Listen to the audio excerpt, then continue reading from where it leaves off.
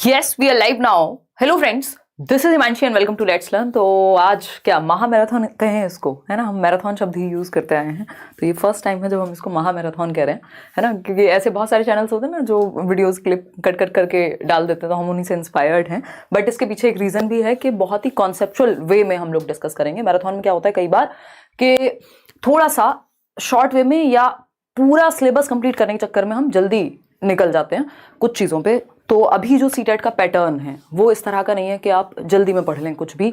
अगर आपने जल्दी में पढ़ा भी होगा, सिलेबस कंप्लीट भी किया होगा, नंबर फिर भी मुश्किल से आ पाएंगे। क्यों? क्योंकि चीज़ें बहुत ज़्यादा कॉन्सेप्चुअल बनाई हैं इन्होंने। जो स्टेटमेंट वाले क्वेश्चंस हैं, जो 4 ऑप्शंस वाले क्वेश्चंस हैं कि उसमें आपकी पेयरिंग है कि 2 सही हैं 3 सही हैं, जितने भी मुश्किल या कॉन्सेप्चुअल क्वेश्चंस, लैंग्वेज को थोड़ा घुमाया है। ऑफलाइन पेपर में और ऑनलाइन में बस इतना ही अंतर है कि लैंग्वेज को थोड़ा सा घुमा करके पूछा जाता है। तो उस केस में अगर आपके कॉन्सेप्ट्स बेहतर नहीं होंगे, आपने पढ़ा कितनी बार है ये ज़्यादा मैटर करेगा कि आपने कितना पढ़ा है उससे ज़्यादा।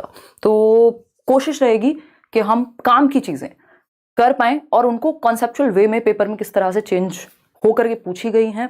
एक और इसका रीज़न है, ये सेशन में बाद में लेने वाली थी, उसका एक रीज़न ये भी है कि अभी वेस्ट बंगाल टेट भी है, तो उन लोगों को भी बहुत ज़्यादा हेल्प मिल जाएगी। और इसके अलावा जो लोग केंद्रीय विद्यालय की तैयारी कर रहे हैं, वैसे तो देश भर में ऐसा कोई एग्जाम नहीं है कि आप ये सेशन ना देखें उसके लिए, क्योंकि आपको इतना तो एटलीस्ट पढ़ना ही होता है, उसके ऊपर है फिर जो भी है। ठीक, तो अगर आप इतना एक बेस बना लेते हैं, एक अच्छे से बेस भी ऐसा है वो कि आपको अगर 100 नंबर का कहीं पेपर आ रहा है तो 40-50 नंबर आप इस बेस से ले आएंगे। अगर सीटेट की बात कर रहे हैं तो इसके बाहर पेपर बहुत ही मुश्किल होता है जाना, पॉसिबिलिटी ना के बराबर ही है। ये सेशंस जो हैं, आज का जो सेशन रहेगा, मैंने सोचा है कि आप 8-8 घंटे की मैराथन, 3-3 घंटे की मैराथन, तो ये महा मैराथन टाइम के हिसाब से नहीं है, ये कॉन्सेप्ट्स के हिसाब से है। इसको 3 दिन में मैंने डिवाइड किया सिलेबस को, क्योंकि एनईपी वगैरह आने के बाद थोड़ा सा सिलेबस भी लेंथी हुआ है, मेटाकॉग्निशन और भी कुछ चीज़ें नहीं पूछी गई। तो मैंने सोचा है कि 3 दिन में पढ़ेंगे इसको। सीडीपी कंप्लीट जो है उसको 3 दिन में पढ़ेंगे, और वो सिर्फ 30 नंबर की नहीं रहेगी। अगर आपको सीडीपी में 30 नंबर लाने तो 20 तो आज ही आ जाएंगे। आज वाला जो सेशन है वो 20 मार्क्स एटलीस्ट कवर करेगा, है ना। लेकिन उसके अलावा जो पेडागोजी है अदर सब्जेक्ट की, वहां भी वो चीज़ें आपको हेल्प करें। ईवीएस में भी पेडागोजी से क्वेश्चन पूछे जाते हैं, मैथ्स में भी पूछे जाते हैं, हिंदी में भी पूछे जाएंगे, इंग्लिश में भी पूछे जाएंगे। तो इस तरह से हम पढ़ें कि एक इंक्लूसिव हो जाए, वो जो हमारी स्टडी है, जो हम पढ़ रहे हैं, वो एक कंप्लीट वे में हमें समझ में आ जाए, हमारी समझ बढ़िया हो जाए। फिर उसके बाद तो आप कितने भी क्वेश्चन प्रैक्टिस कीजिए, क्या ही दिक्कत है। तो एक तो पेन पेपर आप लेकर के बैठे ना बैठें, दिमाग अपना साथ लेकर के बैठें, पूरी एनर्जी के साथ बैठें, और शेयर कर दीजिएगा उन लोगों तक जो भी पढ़ाई कर रहे हैं, स्पेशली जिनके पास संसाधनों की कमी हो। मतलब फ़ोन तो हो, लेकिन दूर दराज किसी इलाके में आपका कोई भी दोस्त है आसपास, जितने भी लोग हैं, कि एक बार ये सेशन शांति से बैठ के समझना है, चाहे जितनी भी देर का हो। मुझे नहीं पता कितना टाइम लगेगा इसमें, बट मेरी कोशिश रहेगी लेस देन 3 आवर्स रखें, क्योंकि उसके ऊपर फिर आपकी अटेंशन बचती नहीं है। मैं अगर यहाँ 10 घंटे, क्योंकि मैंने ये इतनी बार पिछले 6 सालों में डिस्कशन किए हैं, रोज़ क्लासेस होती हैं, तो टीचर्स तो बहुत आसानी से पढ़ा सकते हैं 8 घंटे भी, बट उसका पॉइंट नहीं है अगर वो दिमाग में रुक ही ना पाए। और जल्दी है नहीं, क्योंकि अब एग्जाम में समय है। ठीक, और एग्जाम टाइम पे ऑफलाइन क्लास होगी, उसमें मैं 1 शॉट में करा दूंगी एक बार, लेकिन उससे पहले ये समझना जरूरी है। स्टार्ट करते हैं। जो लोग केवीएस की अगेन तैयारी कर रहे हैं वो भी जरूर देखिएगा सेशन को, क्योंकि अगेन ये टॉपिक्स थोड़ा ना चेंज हो जाएंगे। आज हम डेवलपमेंट पढ़ेंगे, इंटेलिजेंस पढ़ेंगे, और भी कई सारे टॉपिक्स हैं जो हम आज पढ़ने वाले हैं। फिर कल भी सेशन होगा, परसों भी सेशन होगा। तो नेक्स्ट ऐसे ही बाकी सब्जेक्ट्स में एक एक सेशन में काम चल जाएगा, सीडीपी में नहीं चलेगा, क्योंकि यहाँ आप शॉर्टकट से चलेंगे तो फिर लड़खड़ा जाएंगे। अदरवाइज तो कितनी किताबें, कितने टीचर्स, क्या क्या आपने पढ़ा नहीं होगा। मैं मान के चल रही हूँ सब पढ़ लिया होगा आपने। फिर भी एक बार सेशन अच्छे से बैठ करके दिमाग में जाने दीजिए चीज़ें। एक और चीज़, इसके साथ साथ आप कोई फ्री पीडीएफ है नोट्स की, इसको एक बार जिनके पास है वो निकाल के रख लीजिएगा। साथ में जो भी एक्स्ट्रा चीज़ें मैं बताते हुए चलूँ वो आप नोट डाउन करते रहिएगा।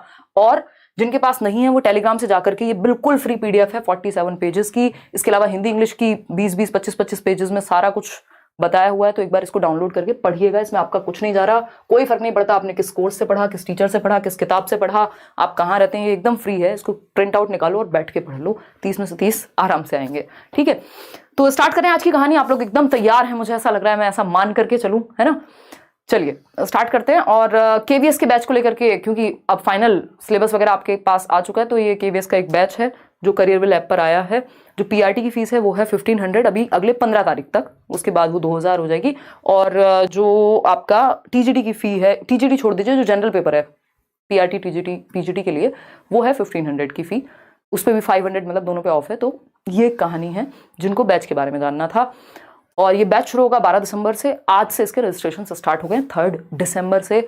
और एक पेडागोजी को लेकर के भी डिमांड है। कल से कई सारे मेल आए हैं कि जिनको सिर्फ पेडागोजी पढ़नी है केवीएस की, वो लोग क्या करेंगे, वो कल से एक बैच पेडागोजी के लिए रजिस्ट्रेशन स्टार्ट होंगे। तो जिनको सिर्फ पेडागोजी पढ़नी है, क्योंकि 60 नंबर की पेडागोजी पीआरटी में है, 40 नंबर की पेडागोजी टीजीटी और पीजीटी में है, और सब कुछ ही आपको पढ़ना है लगभग, तो उस बैच में वो लोग एनरोल कर सकते हैं।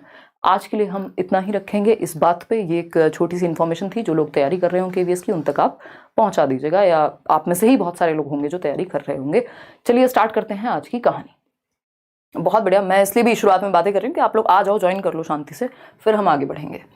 लाइक शेयर सब्सक्राइब आप बिना कहे कर देते हैं, बट फिर भी रिमाइंड कराना अच्छी बात है। टेलीग्राम पर सारी पीडीएफ्स और जितने भी, प्लीज़ इस बैच के लिए नोट्स के लिए किसी को भी कहीं भी गलत जगह पे मत कर दीजिएगा। बहुत सारे पेजेस, बहुत सारे चैनल्स, बहुत सारे ऐसे सोर्सेज बने हुए हैं जो अपने फ़ायदे के लिए कॉपीड चीज़ें बेच देते हैं, फिर वो चलते नहीं है कोर्सेज वगैरह, तो उनसे बचिएगा प्लीज़, है ना। या तो करियर विल ऐप पर मिलेंगे अगर कोर्स हैं तो, अदरवाइज तो लेट्स लर्न पे और टेलीग्राम पे फ्री मिलती हैं चीज़ें आपको। ये फ्री नोट्स आप ले लेंगे। बाल विकास एवं शिक्षण शास्त्र, यानी हम इसमें चाइल्ड डेवलपमेंट कवर करेंगे इन सेशंस में, आज जो सेशन है, और पेडागोजी कैसे काम करती है उसको डिस्कस करेंगे। सबसे पहले ग्रोथ एंड डेवलपमेंट, इसको पढ़ना, ये पिछले 5वां साल है जब मैं मैराथन सेशन ले रही हूँ। 5 साल से मैराथन सेशन चलते हैं एग्जाम टाइम पे, तो ये जरूरी है कि ग्रोथ एंड डेवलपमेंट को हम पढ़ें, क्योंकि मैंने टॉपिक्स को डिजाइन भी वैसे ही किया है कि एकदम जिससे आप सिंपल टू कॉम्प्लेक्स जाएं, आप रिलेट कर पाए, वो बेस बन पाए। अगर आपको ग्रोथ एंड डेवलपमेंट नहीं पता, आप इंटेलिजेंस मत पढ़िए, उससे पहले ग्रोथ एंड डेवलपमेंट पढ़ लीजिए। उससे पहले आपको अगर कोई और टॉपिक पढ़ना है तो ग्रोथ एंड डेवलपमेंट इज कि आप समझ पा रहे हैं कि कहानी चल क्या रही है। जो एक बिल्कुल नया व्यक्ति है जिसने आज से पहले कोई पढ़ाई नहीं की, वो भी ये सेशंस देखे तो एकदम समझ में आएगा, ठीक। और दूसरी बात, बहुत ज्यादा स्कोरिंग है, कम से कम 5 नंबर सीडीपी के पार्ट में ग्रोथ एंड डेवलपमेंट से आते हैं, और इसी के आधार पर फिर आपका इंडिविजुअल डिफरेंसेस, चाइल्ड डेवलपमेंट, सारी चीजें बनी हुई हैं। तो स्टार्ट करें, आ गए हैं अब आप लोग। चलिए बहुत बढ़िया। अगर सेशन में कोई भी दिक्कत हो तो आप बता दीजिएगा, इंटरनेट की हमारे यहाँ थोड़ी सी समस्या चल रही है कुछ दिनों से। समझते हैं कहानी क्या रहेगी। ग्रोथ एंड डेवलपमेंट, इसको सिर्फ टीचिंग लर्निंग मटेरियल की तरह लीजिएगा। जो सब पीछे लिखा है ये सहायक सामग्री है, मुख्य बात वो है जो मैं समझाने की कोशिश करूंगी आपको। ये सिर्फ एक, ठीक है, आपके लिए देखने के लिए है ना। चलिए समझते हैं। बहुत बढ़िया, बहुत ही बढ़िया। बफरिंग नहीं यार, यहाँ से एकदम ओके हैं चीज़ें। चलिए लाइक शेयर करिए और उत्साह के साथ पढ़िए, है ना। चलिए स्टार्ट करते हैं। एग्जाम टाइम पे वैसे भी कंसंट्रेशन हाई होता है, देखिएगा। ग्रोथ एंड डेवलपमेंट, वृद्धि एवं विकास, ये पहला टॉपिक है किसी भी एग्जाम में जब आप पेडागोजी पढ़ने जाते हैं तो। विकास एक ऐसी प्रक्रिया है जो सतत चलती है, भाई ये हमें पता है कि कॉन्टिन्यूअस प्रोसेस है जो हमेशा चलती रहती है। या मैं इन शॉर्ट कहूं तो हम कहते हैं कि परिवर्तन जीवन का नियम है, यानी change is the only constant in this world. तो दुनिया में एक ही चीज कांस्टेंट है, जो कि है परिवर्तन, यानी परिवर्तन होता रहेगा, बाकी सब कुछ चेंज होना हो, लेकिन चेंज होना ये निश्चित है। जैसे आप 5 साल की उम्र में होते हैं वैसे आप 15 में नहीं होते, जैसे आप 15 में होते हैं वैसे आप 25 में नहीं होते, और जैसे आप 25 में होते हैं वैसे आप 35 में नहीं रहते। बदलाव आते हैं एक व्यक्ति में, जन्म से पहले से जो डेवलपमेंट की प्रक्रिया है आपके वूम्ब में, मदर के यानी कि गर्भ में शुरू हो जाती है, ठीक। और चेंजेस होते रहते हैं over the period of time. अगर डेवलपमेंट को एक शब्द में समझना हो तो क्या होगा, ये चेंज कहलाएगा। कॉन्सेप्ट को समझने पे ध्यान दीजिएगा, लिखने पे रटने पे बिल्कुल ध्यान मत दीजिएगा, पेपर में फंस जाओगे, है ना। उससे अच्छा है फिर आप नोट्स ही पढ़ लो, अलग से दे दिए हैं फ्री। कॉन्सेप्ट को समझने पे ध्यान दीजिएगा। ये जो कहानी है, ये कहानी बहुत इंपॉर्टेंट है, क्योंकि जब आपको घुमा के क्वेश्चन पूछे जाते हैं तो ये कहानियां समझ में आएंगी आपको, फिर याद आएंगी। यानी डेवलपमेंट एक शब्द में कहें तो क्या है, चेंज है, परिवर्तन है, जो आप में जन्म से लेकर के और मृत्यु तक होते रहते हैं। इसलिए इवन जन्म से भी पहले से अगर हम कहें, गर्भ से शुरू हो जाते हैं परिवर्तन। तो चेंज का नाम ही हम कहीं ना कहीं डेवलपमेंट कह सकते हैं, लेकिन ये रैंडम चेंजेस नहीं हो सकते। एक दिन आप सो करके उठे और आपकी आंख पे स्वेलिंग मिली और आपने कहा ये डेवलपमेंट है, नहीं, ये डेवलपमेंट नहीं है। एक तो डेवलपमेंट रैंडम नहीं होता, रैंडम चेंजेस को, अचानक से हुए परिवर्तनों को हम डेवलपमेंट नहीं कहते। ऑर्डरली चेंजेस को, सीक्वेंस में हुए चेंजेस को, क्रम में हुए चेंजेस को, प्रोग्रेसिव चेंजेस को, जिससे बेहतरी की तरफ हम जा रहे हो, वो डेवलपमेंट है ना। तो डेवलपमेंट क्या है, एक ऐसी प्रक्रिया जो सीक्वेंशियल होती है, एक क्रम में होती है। भाई पहले आप बच्चे होते हैं, फिर आप एक किशोरी या किशोर बनते हैं, यानी एडोलेसेंस में जाते हैं, फिर अडल्टहुड में जाते हैं। एक क्रम में चल रही है दुनिया में चीजें, जो डेवलपमेंट की प्रक्रिया है वो क्रम में चलती है और सीक्वेंस में चलती है, अगर इसी बात को हम दूसरे शब्दों में समझना चाहें। और क्या है, प्रोग्रेसिव है, बेहतरी के लिए होने वाले परिवर्तन है ना।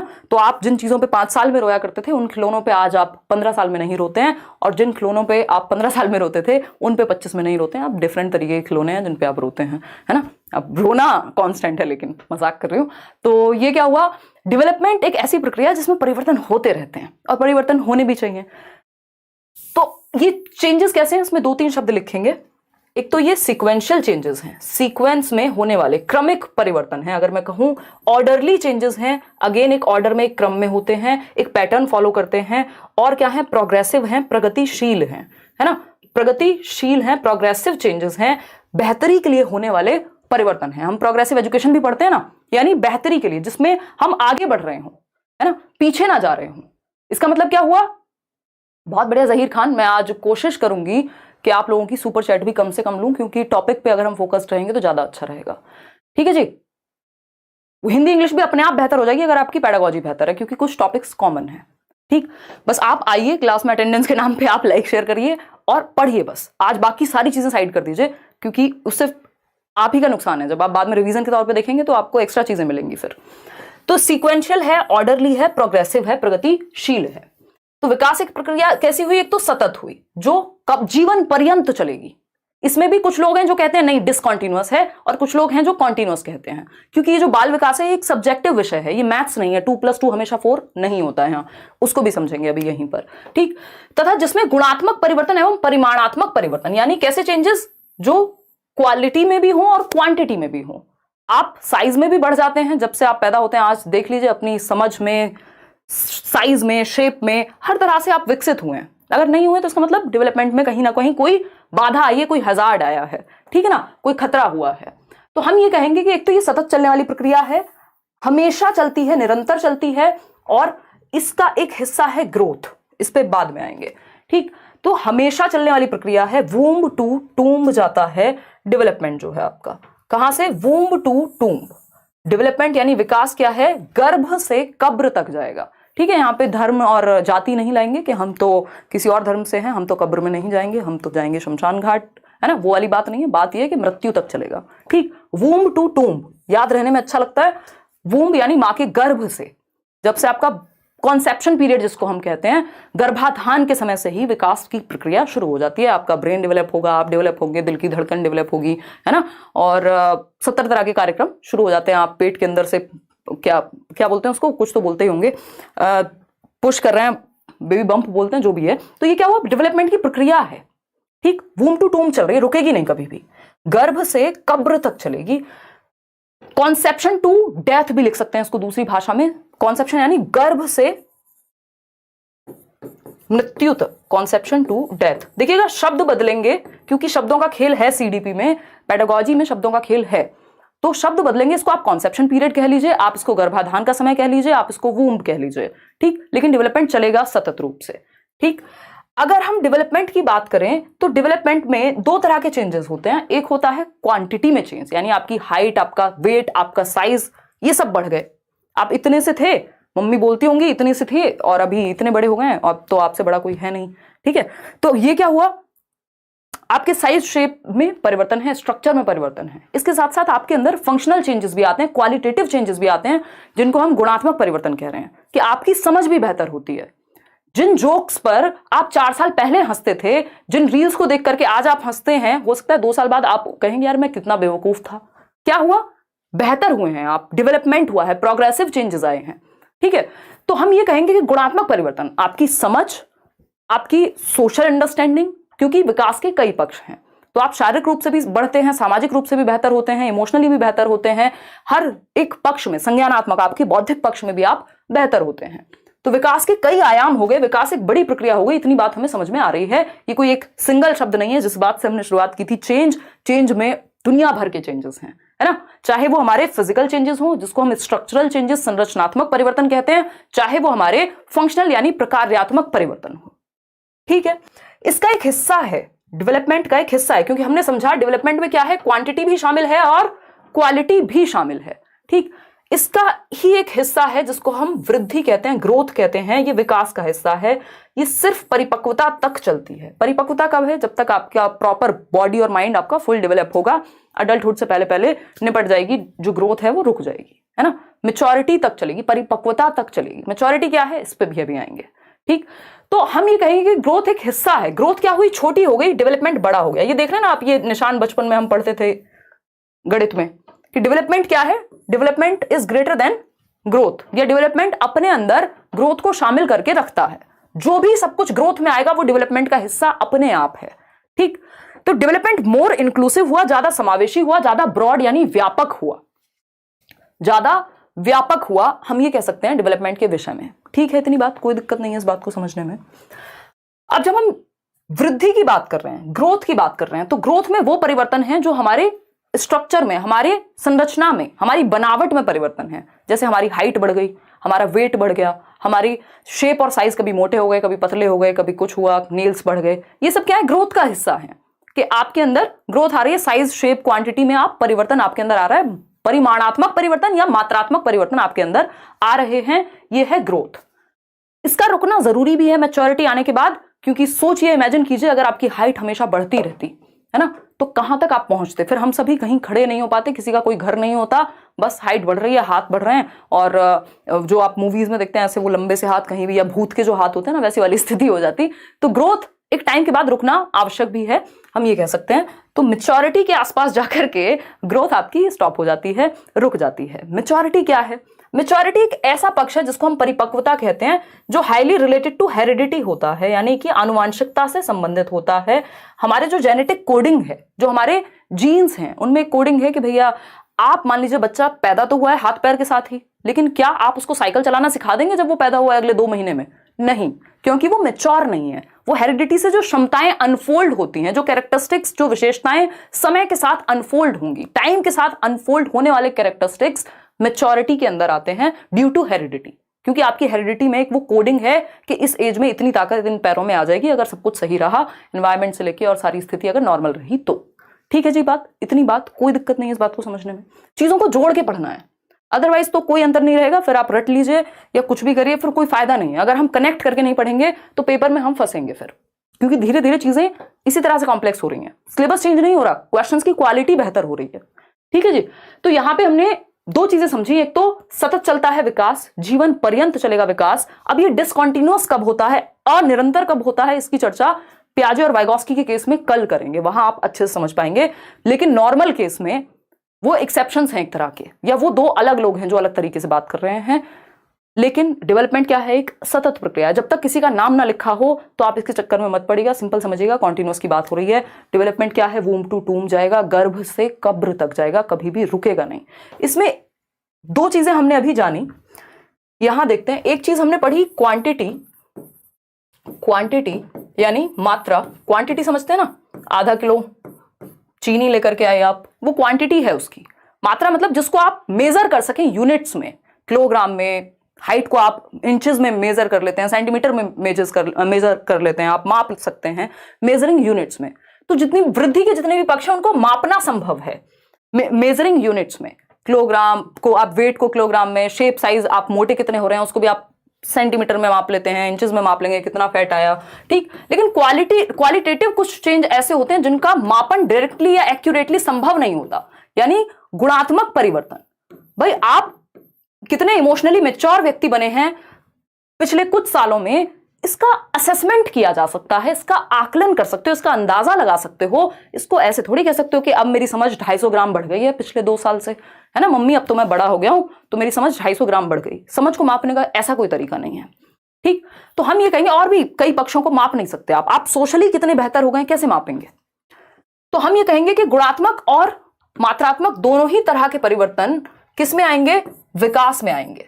ठीक, इन दोनों को अगर मिला दें तो ये डेवलपमेंट का हिस्सा होगा, क्योंकि वृद्धि जो है वो अपने आप में विकास का हिस्सा है। लेकिन सिर्फ मात्रात्मक परिवर्तन अगर हमसे पूछेगा, हम कहेंगे ग्रोथ का यानी वृद्धि का पार्ट है, जिसमें हमारी मात्रा में परिवर्तन, स्ट्रक्चर में, हमारे शरीर की बनावट में परिवर्तन, और यहां पे फंक्शनल, हमारी फंक्शन करने की क्षमता। अब हम आपको जिस चीज को समझने में 2 घंटे लगते थे, हो सकता है आज आप 1 घंटे में समझ पाए, 20 मिनट में समझ पाए। क्यों? क्योंकि समय के साथ आपने अपने ऊपर काम किया है, आपकी समझ पे काम किया है, चीजों को गहन किया है, अपनी समझ को इन डेप्थ आपने सीखा है, समझा है। तो ये क्या हुई कहानी, ये हुई क्वालिटेटिव चेंजेस की।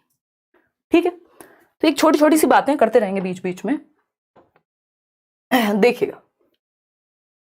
तो विकास क्या है, क्वालिटेटिव और क्वांटिटेटिव दोनों है। वृद्धि सिर्फ परिमाणात्मक होती है, मात्रात्मक होती है, यानी क्वांटिटी वाली होती है। अगर दोनों ऑप्शन, मान लीजिए अगर डेवलपमेंट की बात करें, आपको फंसाने के लिए क्या होगा, डेवलपमेंट के केस में लिखा होगा एक तो आंसर आता है कि डेवलपमेंट क्या है, आप कहेंगे क्वालिटेटिव है।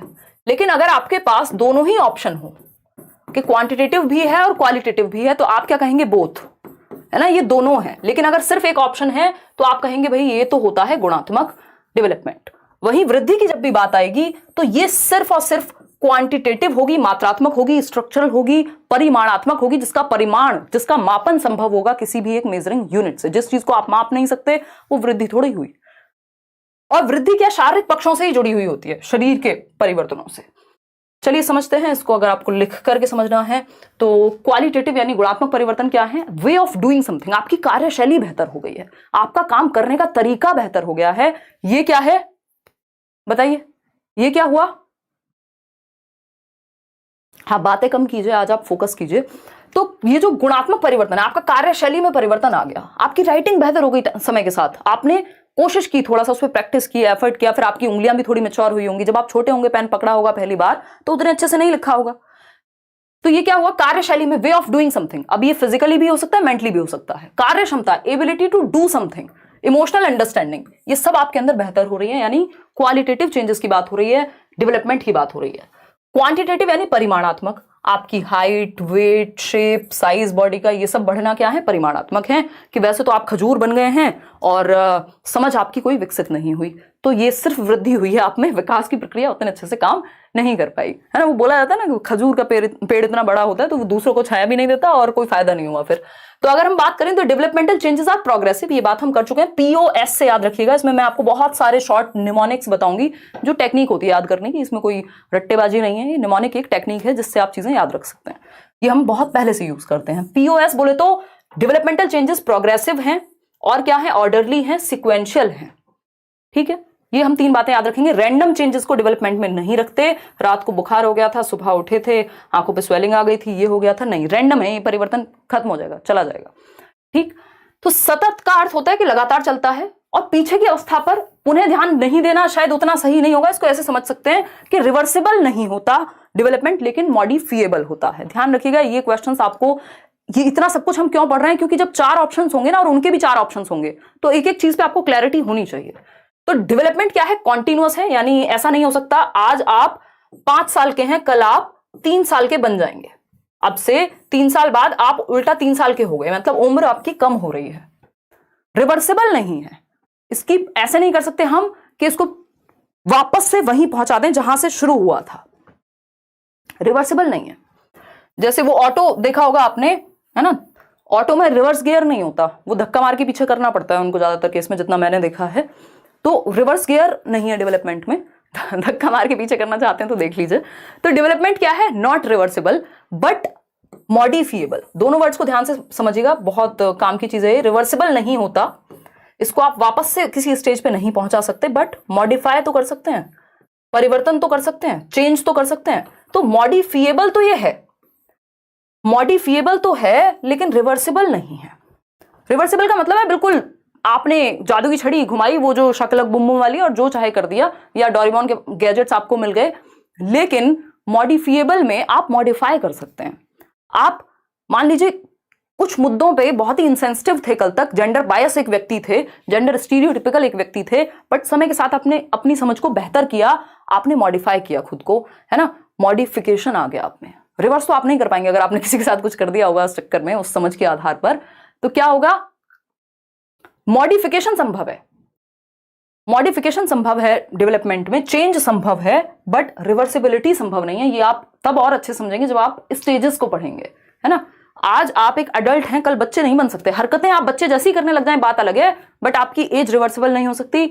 वो जितना भी परिवर्तन हो गया है वो रिवर्सिबल नहीं हो सकता। विकास की अगर हम बात करें, डेवलपमेंट की, जिसका हिस्सा है वृद्धि, वृद्धि में हम पढ़ रहे थे कि सिर्फ शारीरिक परिवर्तन शामिल है, फिजिकल एस्पेक्ट से रिलेटेड होती है वृद्धि, जबकि विकास एक ऐसी प्रक्रिया है जिसमें मल्टी डायमेंशनल चीजें शामिल हैं, कई सारे एस्पेक्ट शामिल हैं। ये 4 मुख्य प्रकार हैं विकास के।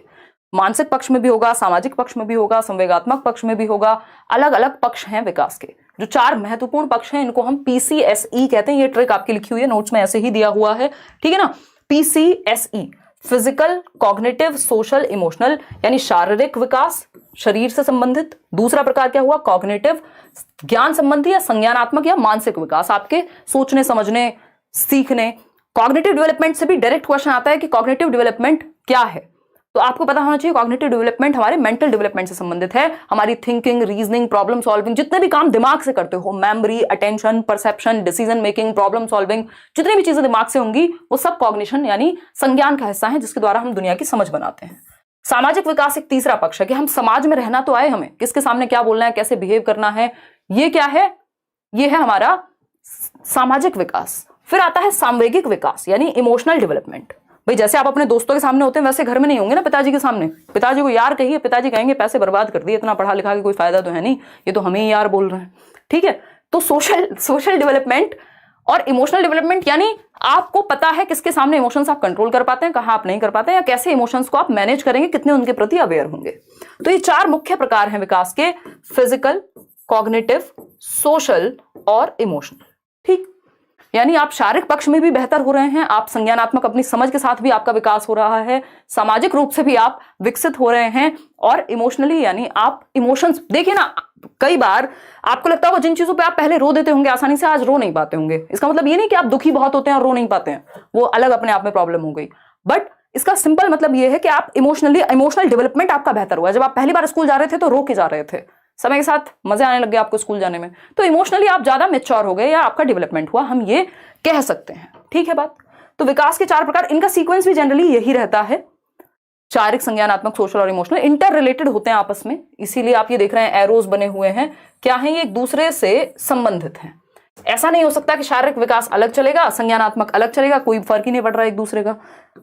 फिजिकल, कॉग्निटिव, सोशल और इमोशनल। ठीक, विकास के मुख्य पक्ष चार ही हैं, इसके अलावा आपने देखे होंगे पेपर में, अच्छा मॉरल डेवलपमेंट भी कोई चीज होती है, लैंग्वेज डेवलपमेंट भी कोई चीज होती है, तो उस केस में अभी हम आगे पढ़ेंगे कि कैसे कैसे कौन से पक्ष जुड़े हुए हैं। अच्छा एक चीज ध्यान रखिएगा, स्पिरिचुअल डेवलपमेंट जैसा कुछ नहीं है, साइकोलॉजिकल कई बार देखने को मिल जाएगा, वो भी कोई हिस्सा नहीं होता, वो आपको भटकाने के लिए ऑप्शंस में डाला जाता है। तो ये आपस में अंतः संबंधित हैं, इंटर रिलेटेड हैं सभी पक्ष। मान लीजिए आपको चोट लगी है तो हो सकता है कि आपका दिमाग भी उस दिन ठीक से काम ना करे, स्पेशली मान लीजिए किसी का एक्सीडेंट ही हो गया, भगवान ना करे हो, बट होते हैं एक्सीडेंट्स। उस समय आप उससे पूछिए, उसको हो सकता है होश भी ना रहा हो, उसके दिमाग ने उतना भी काम ना किया हो कि क्या हुआ था, वो भी ना बता पाए, लैंग्वेज का भी ठीक से यूज ना कर पाए, तो क्या हुआ? शारीरिक विकास पर प्रभाव पड़ने से संज्ञानात्मक विकास पर भी प्रभाव पड़ा। सोशली भी आप अगर बहुत ज्यादा परेशानी में है, पेन में है, तो आप किसी को कुछ भी बोल सकते हैं, आपके इमोशंस पे भी कंट्रोल चला जाता है कई बार, है ना, या आप नम हो जाएंगे बिल्कुल। तो ये क्या हुआ? विकास के सभी पक्ष एक दूसरे को प्रभावित करते हैं। अगर बच्चे का शारीरिक विकास बचपन में मान लो गिर गया, वो जो कि बहुत सेंसिटिव पीरियड है, 6 महीने का था, गिर गया, अगर कोई दिक्कत आ गई ब्रेन में या शरीर में, तो वो उसके आगे आने वाले विकास में, उसके दिमाग के विकास में भी प्रॉब्लम क्रिएट कर सकती है, उसके सामाजिक विकास में भी, और भी 70 तरह से प्रॉब्लम बन सकती है। सही है बात कि नहीं है ना? बहुत ही बढ़िया। मैमुन कह रहे हैं मैं आपका नया सब्सक्राइबर हूं, बहुत अच्छे से पढ़ाती हैं। अच्छा, धन्यवाद मैमुन। चलिएगा, खैर अब इसको और डिटेल में समझने का प्रयास करते हैं। अगर हम सबसे पहले विकास की बात करें, पीसीएसई दिमाग में रखिएगा, ये छोटी छोटी ट्रिक्स हैं, निमोनिक्स हैं, जो आपके नोट्स में मैंने मेंशन करा दिए हैं, इनको आप ध्यान में रखिएगा। ठीक, फिजिकल डेवलपमेंट जो विकास का पहला प्रकार है, शारीरिक विकास इसको हम हिंदी में कहेंगे, यानी आपकी हाइट, आपकी ऊंचाई, आपकी लंबाई, वेट, आपका वजन, साइज, शेप, इन सब का बढ़ना फिजिकल डेवलपमेंट से संबंधित है। फिजिकल डेवलपमेंट में सिर्फ आपके शरीर का बढ़ना नहीं, आपके अंदर ताकत कितनी बेहतर आ रही है, आप एक्यूरेसी से कोई चीज कितनी बेहतर तरीके से कर रहे हैं, तो ये भी फिजिकल डेवलपमेंट से जुड़ा हुआ होता है। इसका दूसरा नाम होता है, या इसी के अंदर एक पक्ष है फिजिकल डेवलपमेंट से रिलेटेड, जिसको मोटर डेवलपमेंट कहते हैं, है ना। क्वेश्चन आपको पेपर में ऐसे भी दे सकता है कि फिजिकल डेवलपमेंट यानी विकास के 6 प्रकार हैं, उसमें लिखा होगा मोटर डेवलपमेंट अलग, फिजिकल अलग, सोशल अलग, फिर उसमें मॉरल डेवलपमेंट अलग, तो ऐसे तो अंतहीन प्रकार हो जाएंगे। मुख्य जो प्रकार हैं वो 4 हैं, फिजिकल, कॉग्निटिव, सोशल और इमोशनल। बाकी हम खेलेंगे किसके हिसाब से? क्वेश्चंस के हिसाब से। ठीक है जी, चलिए बहुत बढ़िया। लाइक शेयर खुशी खुशी करते रहना है। देखिएगा, तो हम देख रहे हैं जब हम ये डेवलपमेंट की प्रक्रिया है, स्पेशली शारीरिक विकास की, कि आप पहले घिस घिस के चलना सीखते हैं, है ना, क्रॉलिंग सीखते हैं, स्क्रॉल ही याद रहता है आजकल इंटरनेट के जमाने में। फिर आप बैठना सीखते हैं, फिर आप खड़े होना सीखते हैं, फिर आप चलना सीखते हैं, फिर आप दौड़ना सीखते हैं। एक तो ये क्रम हो गया। दूसरा शारीरिक विकास है, ये आप बड़े होते जा रहे हैं। मोटर डेवलपमेंट इसी संबंधित है। अब मोटर डेवलपमेंट क्या है? हमने देख लिया, फिजिकल का मतलब है हमारी हाइट, वेट, साइज, शेप बढ़ रहा है। मोटर डेवलपमेंट मतलब गत्यात्मक विकास, इसको हिंदी में गत्यात्मक विकास कहते हैं। मोटर मतलब गति, वो मोटर नहीं होती घर में पानी की मोटर होगी, वो भी क्या करती है, गति करती है ना एक तरह से। तो गत्यात्मक विकास, गति का विकास आपके अंदर, यानी सिर्फ हाइट वेट साइज शेप बढ़ गया वो उतने से नहीं चलेगा। आपके अंदर वो स्पीड आई कि नहीं आई, एक्यूरेसी आई कि नहीं आई, प्रिसीजन है कि नहीं है, सटीकता से कोई काम कर पा रहे हैं या नहीं है। पहले आप कै भी लिखते थे तो पता नहीं कैसा कै लिखते होंगे, या ए भी लिखते होंगे तो कैसा ए बना पाते होंगे, लेकिन धीरे धीरे समय के साथ सटीकता आई, प्रिसीजन आया, एक्यूरेसी आई। यही मोटर डेवलपमेंट है कि अब आप कितनी तेजी से भाग लेते हैं, कितनी तेजी से कूद लेते हैं, यानी कार्यशैली में आपके जब आप कुछ कर रहे हैं तो उसमें सटीकता, उसमें प्रिसीजन, उसमें कंट्रोल, उसमें स्पीड, एक्यूरेसी कितनी है। ये सब चीजें किससे संबंधित हैं, बताइएगा बताइएगा बताइएगा बताइएगा, किससे संबंधित है, मोटर डेवलपमेंट से। क्या कुछ देखने में सुनने में समस्या आ रही है क्या, बताओ एक बार। नाम लीजिए, किरण आज नाम किसी का नहीं लेना है, फिर भी आपका ले लिया एक्सेप्शन में मैंने, ठीक है। तो ये बात हुई मोटर डेवलपमेंट की। मोटर डेवलपमेंट भी दो प्रकार का है, आपके फेवरेट दो लेटर है ना, जी और एफ ना, जी एफ। नींद तो खुली गई होगी दो चार लोगों की, एक बार बात कर लिया करो बस क्लास में, बाकी हम खुश रहते हैं, ठीक। जीएफ बोले तो ग्रॉस मोटर स्किल्स और फाइन मोटर स्किल्स, ठीक। तो मोटर डेवलपमेंट दो प्रकार का होगा, गत्यात्मक विकास जीएफ यानी ग्रॉस मोटर स्किल्स और फाइन मोटर स्किल्स। और ये ऐसे ही काम करेगा, इसको एफजी मत कर लेना कि हमारा मन नहीं करता, हमें जीएफ नहीं पसंद, हम तो एफजी लिखेंगे। जी फॉर ग्रॉस मोटर और एफ फॉर फाइन मोटर, इसका तरीका भी ऐसे ही है, ये सीक्वेंस भी ऐसे ही चलता है। पहले ग्रॉस मोटर डेवलपमेंट होता है, बाद में फाइन मोटर डेवलपमेंट होगा, यानी पहले स्थूल गतिक कौशल आपके अंदर विकसित होंगे, फिर जाकर के फाइन मोटर स्किल्स आपके अंदर डेवलप होते हैं, ठीक है। ये क्या कहानी है इस चीज की, समझते हैं फटाफट से, समझेंगे आराम से, फटाफट से नहीं समझेंगे। जो लोग रात को जगते हैं वही ये सेशन देख पाएंगे, क्योंकि हम थोड़े से लेट रहते हैं।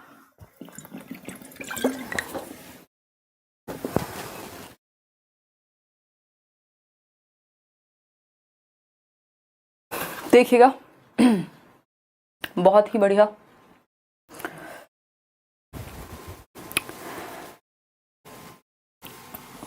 ग्रॉस टू फाइन यानी मोटर जो डेवलपमेंट है उसका भी एक सीक्वेंस है, अगर हम देखें उसका भी एक पैटर्न है। वो पैटर्न क्या है, आ रहे हैं इसी पे आ रहे हैं, डोंट वरी, बाद में देख रहे हो तो आगे बढ़ा के देख लेना भाई, ठीक। चलिए समझते हैं, समझने का प्रयास करते हैं, क्योंकि प्रयास करना अच्छी बात होती है, ठीक है। नहीं है, आवाज तो आ रही है ना।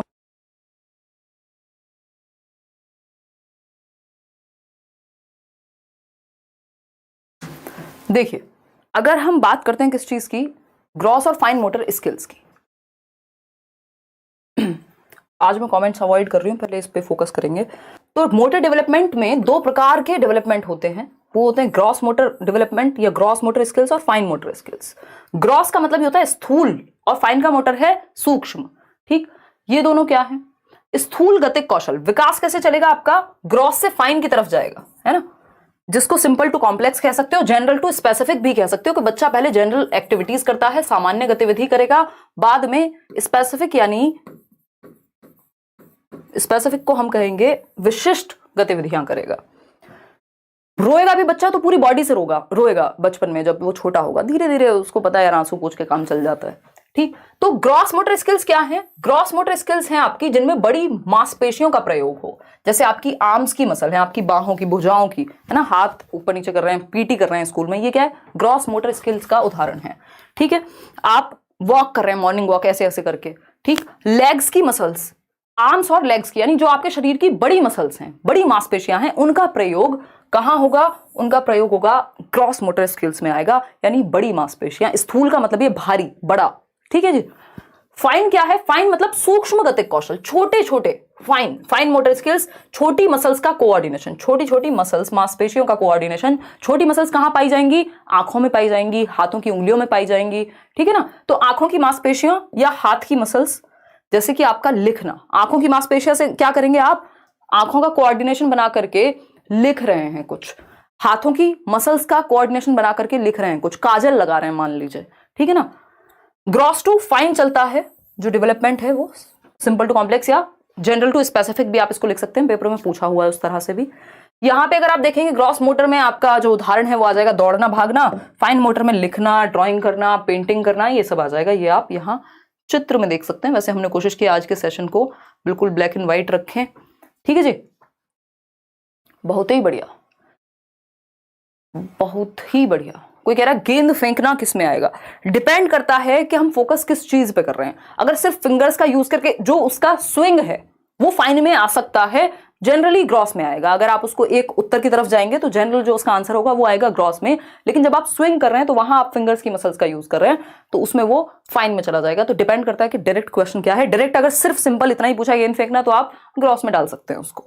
देखिएगा, अगर हम बात करते हैं ग्रॉस मोटर स्किल्स की, सूक्ष्म गतिक कौशल की या स्थूल गतिक कौशल यानी ग्रॉस मोटर स्किल्स, आप देख रहे हैं व्यक्ति, ये भैया जी दौड़ के जा रहे हैं कहीं, है ना, एकदम पेट वेट इन्होंने अंदर कर लिया, इतनी दौड़ लगाई है। तो दौड़ने में कौन सी मसल्स का ज्यादा प्रयोग होता है? आपकी टांगों की मसल्स और आपकी बाहों की मसल्स, यानी आर्म्स और लेग्स की मसल्स, जो बड़ी मसल्स हैं, है ना। आप देखेंगे लेंथ में आपकी लेग्स, थाई मसल ही होती है ना सबसे बड़ी, तो लेग्स और आर्म्स की जो मसल्स हैं, जो बड़ी मांसपेशियां हैं, उनका प्रयोग, उनका कोऑर्डिनेशन, उनका समन्वयन ग्रॉस मोटर स्किल्स के अंदर आता है।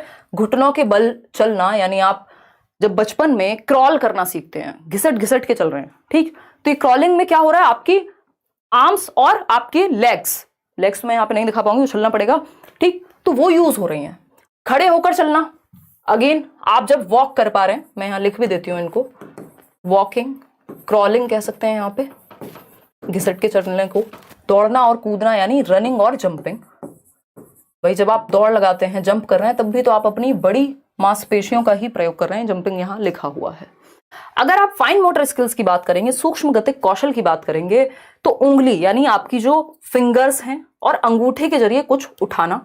मान लीजिए आप क्या कर रहे हैं, उंगली और अंगूठे के जरिए कुछ उठा रहे हैं। पेपर में क्वेश्चन आया हुआ था कि एक बच्चा है जो पहले क्या करता है, अपने पूरे हाथ का प्रयोग करेगा किसी चीज को पकड़ने के लिए, बाद में वो पेन सिर्फ एक उंगली और एक अंगूठे से पकड़ के उठा लेता है। यानी simple to complex, general to specific हुआ है विकास। और अगर मैं इसको दिशा के सिद्धांत के बेसिस पे बात करूं तो ये प्रॉक्सिमो डिस्टल है, उस पर आएंगे अभी। तो ये क्या हुआ, आपका ग्रॉस टू फाइन जाता है, ये बात हमें पता है। पहले ग्रॉस मोटर स्किल्स डेवलप होती हैं। फाइन मोटर स्किल्स के लिए आपने देखा होगा बच्चों के लिए आजकल क्ले मिट्टी आती है, क्ले का प्रयोग किया जाता है। वो बच्चे शेप बना रहे हैं, उससे कोई घर बना रहा है, कोई टब बनाएगा छोटा सा, इतना सा दिखने वाला। क्ले का प्रयोग करके क्या होता है, हमारी फाइन मोटर स्किल्स डेवलप होती हैं। या डिफरेंट तरीके हैं फाइन मोटर स्किल्स को डेवलप कराने के। ग्रॉस मोटर में तो आप दौड़ना भागना बेसिक एक्टिविटीज करते हैं, तो उंगली और अंगूठे के जरिए कुछ उठाना किसका एग्जाम्पल हुआ, फाइन मोटर स्किल्स का।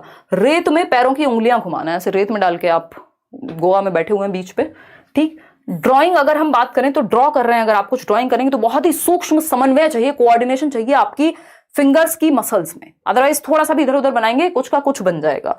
पेंट कर रहे हैं आप, पेंटिंग बना रहे हैं किसी की, है ना, मोनालिसा मत बनाइएगा। फिर आएंगे राइटिंग पे, क्योंकि वो कोई और बना चुका होगा। राइटिंग यानी जब आप लिखते हैं तभी आप देखते हैं बच्चा चलना फिरना पहले शुरू कर देता है और बाद में वो पेन पकड़ना या लिखना सीखता है, ड्राइंग करना सीखता है। क्यों?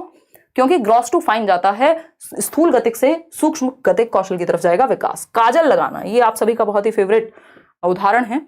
और आप सभी का किस लिए कह रही हूँ, क्योंकि हमारे जो 60% लर्नर्स हैं वो फीमेल्स हैं, ठीक।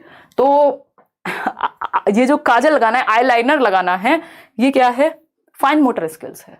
जिन लोगों को शौक होगा, मैं तो खुद से नहीं लगा पाऊंगी, एक आध बार जीवन में शायद लगाया होगा शादी वादी में जाने पे, वो भी आसपास के जो पीयर प्रेशर में, है ना, सिस्टर हैं, फ्रेंड्स हैं, तो वो उन्हीं का काम होता है। और वो बहुत ही, मुझे इतनी डांट पड़ी है कि मैंने ये एग्जाम्पल में डाल दिया है, स्पेशली दीदी से। अब वो क्या होता है, मुझे बिल्कुल रत्ती भर की आदत नहीं है, तो वो कहीं आंखें मत झपका लियो बस, और बहुत ही पूरे ध्यान से चल रहा है, हल्का सा भी इधर उधर हुआ तो आप कुछ और बन जाएंगे, है ना। तो काजल लगाना या आईलाइनर लगाना क्या किसका उदाहरण है, या सिलाई करना, बुनाई करना, कढ़ाई करना, ये किसका उदाहरण है, फाइन मोटर स्किल्स का उदाहरण है, ठीक। अब ये तो आपको याद रहेगा एटलीस्ट, क्लियर है। देखिएगा, तो ये एक बेसिक सी बात हुई। तो हम देख रहे हैं कि जो राइटिंग है, ड्राइंग है, पेंटिंग है, जो भी हाथ और आंख की मसल्स का प्रयोग करके, हम छोटी मसल्स का प्रयोग करके जो भी काम कर रहे हैं, वो फाइन मोटर स्किल्स का उदाहरण है। निटिंग, वही बुनाई, कढ़ाई बुनाई, सब इसी में आ जाएगा। अब आते हैं कॉग्निटिव डेवलपमेंट पे। ये हमने शारीरिक विकास पढ़ा है अभी इतनी देर में, जिसको हम फिजिकल डेवलपमेंट करें, शरीर का दौड़ना भागना, ये सारी चीजें। और हाँ, कह सकते हैं एस के कि वोम टू मैचुरेशन तक हम कह सकते हैं। देखिएगा ग्रोथ की अगर बात करें, कॉग्निटिव डेवलपमेंट दूसरा प्रकार पीसीएसई, याद रखिए पीसीएसई में हम पी डिस्कस कर चुके हैं, फिजिकल डेवलपमेंट, जिसमें हमने मोटर डेवलपमेंट डिस्कस किया, जिसमें आपका ग्रॉस और फाइन मोटर स्किल्स पढ़ा हमने। अब हम कॉग्निटिव डेवलपमेंट पढ़ेंगे, इसी सीक्वेंस में पढ़ेंगे बिल्कुल। संज्ञानात्मक विकास कहते हैं इसको हिंदी में। ज्ञान आप सभी समझते हैं, और संज्ञान मतलब आपकी जितनी भी क्षमताएं हैं जिनके द्वारा ज्ञान बनाया जाएगा। तो संज्ञानात्मक विकास, हमारी समझ का विकास, हमारी थिंकिंग, कहीं लिख लीजिएगा अगर हो सके तो, जितनी भी आपकी मेंटल स्किल्स हैं, मानसिक क्षमताओं का विकास। मानसिक क्षमताएं दिमाग से क्या करते हैं आप? थिंकिंग करते हैं, रीजनिंग करते हैं, तर्क। कई लोग कहेंगे हम तो दिमाग से कुछ करते ही नहीं, कहीं खर्च हो गया तो है। रीजनिंग, डिसीजन मेकिंग आप इससे करेंगे। इमेजिनेशन, कल्पनाशीलता भी आप इसी से करते हैं। बैठे हैं कहां? भारत में, और सोच रहे हैं रशिया के बारे में। ये क्या हुआ? इमेजिनेशन है। तो संज्ञानात्मक और भी दुनिया भर की चीजें हैं। मेमोरी, आपकी स्मृति जो है, आपका परसेप्शन। परसेप्शन क्या है? हमारे 5 सेंसेस जब चीजों, दुनिया की इंफॉर्मेशन हमारे ब्रेन तक पहुंचाते हैं, सुन करके, टच करके, फील करके, वो एक परसेप्शन क्रिएट करते हैं। बोला जाता है ना, first impression is the last impression. वो परसेप्शन की कहानी है कि लगभग 6 सेकंड के अंदर अंदर हम पहला इंप्रेशन क्रिएट कर लेते हैं किसी के बारे में, या परसेप्शन अगर हम कहें तो। Thinking, reasoning, memory, imagination, perception, attention, memory, decision making, problem solving, जितनी भी चीजें दिमाग से होती हैं वो सब यही आएंगी। ठीक, तो संज्ञानात्मक विकास यानी आपके दिमाग के पीसेस जो हैं वो एक साथ आ रहे हैं, आप दुनिया की समझ बना रहे हैं। संज्ञानात्मक पक्ष में विकास से अर्थ मानसिक क्षमताओं, मेंटल स्किल्स का development. To the point question DSSB से लेके CTET से लेके हर जगह आता है, और इसी के बारे में पियाजे ने अपनी थियरी दी है, वाइगोस्की ने अपनी थियरी दी है, ब्रूनर ने अपनी थियरी दी है। इनको हम कल पढ़ने वाले पियाजे को। आज हम इंटेलिजेंस की जितनी भी थियरीज हैं उनको कर लेंगे, और भी कुछ कुछ चीजें हैं। तो मेंटल स्किल्स यानी मानसिक क्षमताओं का विकसित होना। संज्ञान का अर्थ दिमाग से, इंटेलेक्चुअल डेवलपमेंट भी कह देते हैं कई लोग इसको, जैसे सोचना यानी थिंकिंग, तर्क करना यानी रीजनिंग, कल्पना यानी इमेजिनेशन, मेमोरी यानी मेमोरी ही होती है स्मृति। भाषा विकास भी इसी से जुड़ा हुआ है, याद रखिएगा। लैंग्वेज डेवलपमेंट किससे जुड़ा हुआ है? इसी से जुड़ा हुआ है, संज्ञान से ही। भाषा कहां से? दिमाग से बोल रहे हो ना, हाथों में तो भाषा नहीं होगी, बोलने वाली तो एटलीस्ट नहीं ही होगी। तो लैंग्वेज का डेवलपमेंट कॉग्निशन से जुड़ा हुआ है। ठीक, अब ब्रेन के भी 2 हेमिस्फेयर होते हैं, 2 हिस्से हैं अगर हम देखें। एक है लेफ्ट ब्रेन और दूसरा है राइट ब्रेन। ठीक है, एक है लेफ्ट ब्रेन यानी दायां भाग और बायां भाग। ठीक, अब राइट और लेफ्ट भी हिंदी में लिखूं, बायां और दायां। ठीक, तो अगर हम बात करें, दायां बोलते हैं भैया राइट को, ठीक है, ये ठीक कर लेना यहां, ठीक है, पता चले कई लोग आए हाँ ये भी गलत लिख दिया, हाँ। ठीक है, तो अगर हम बात करें तो बाएं और दाएं की जब हम बात कर रहे हैं यहां, देखिएगा ये कौन रो रहा है? ये रोने वाले लोगों से बहुत दुखी हैं हम। क्यों रोते रहते हो? हाँ तो ठीक है ना आदि, जिससे जहां समझ में आए वो सारे टीचर्स बेस्ट हैं यार, कुछ भी सीखो, कहीं से भी सीखो, जो समझ में आ रहा है, क्या बुराई है उसमें? है रोने की क्या बात है इसमें? रो के क्यों बता रहे हो ये बात? देखिएगा, अगर हम बात करते हैं किस चीज की, हमने 4 प्रकार पढ़े थे डेवलपमेंट के। ठीक है, फिजिकल से जुड़ा हुआ था मोटर डेवलपमेंट, कॉग्निटिव से जुड़ा हुआ है लैंग्वेज डेवलपमेंट यानी संज्ञान से भाषा जुड़ी हुई है, भाषा का विकास। सोशल से जुड़ा हुआ है मॉरल डेवलपमेंट यानी नैतिक विकास। इमोशनल तो अपने आप में है ही, वैसे तो सोशियो इमोशनल भी कह दिया जाता है। अगर आप KVS में जाएंगे तो वहां 3 ही पक्ष में काम खत्म हो जाता है, वो PCSE उसी के साथ जुड़ा हुआ रहता है, यानी सोशल से ही जुड़ा हुआ है इमोशनल डेवलपमेंट भी। ठीक है, तो ये 4 मुख्य प्रकार हैं।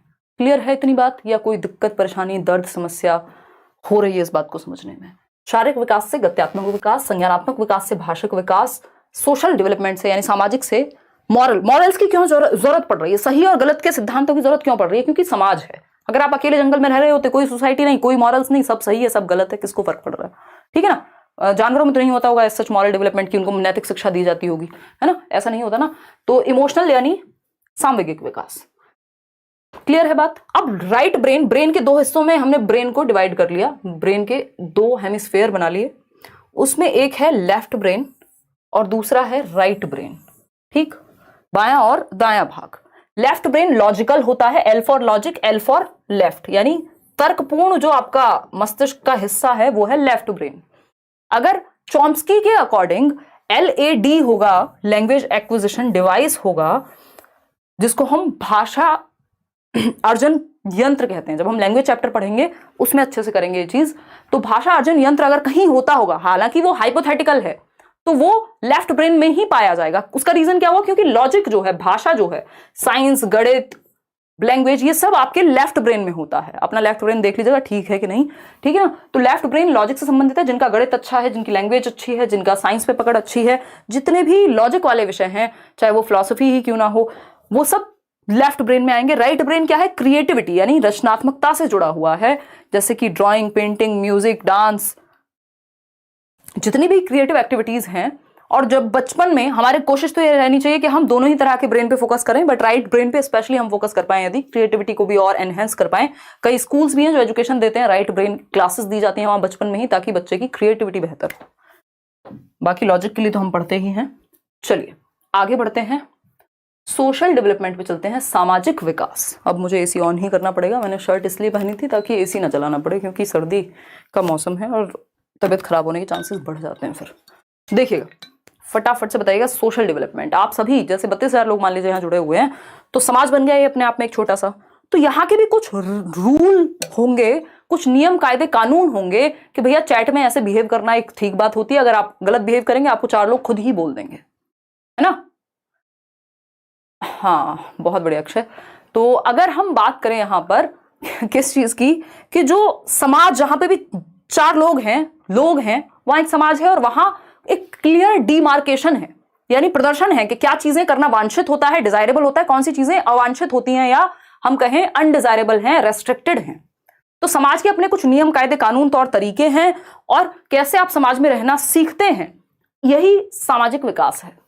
बहुत महत्वपूर्ण है। हर जगह पे क्वेश्चन मिलेगा आपको सामाजिक विकास से। कोई पेपर देने चले जाइए आप पूरे देश में, जिसमें भी टीचिंग एग्जाम की बात हो, ऐसा नहीं है आप दे रहे हैं कहीं गणित का पेपर, आप एसएससी सीजीएल में चले गए और वहां मैथ्स लिख रहे हैं, कह रहे जी सोशलाइजेशन का तो क्वेश्चन नहीं आया, है ना। वो वाली बात नहीं करनी है, लॉजिकल।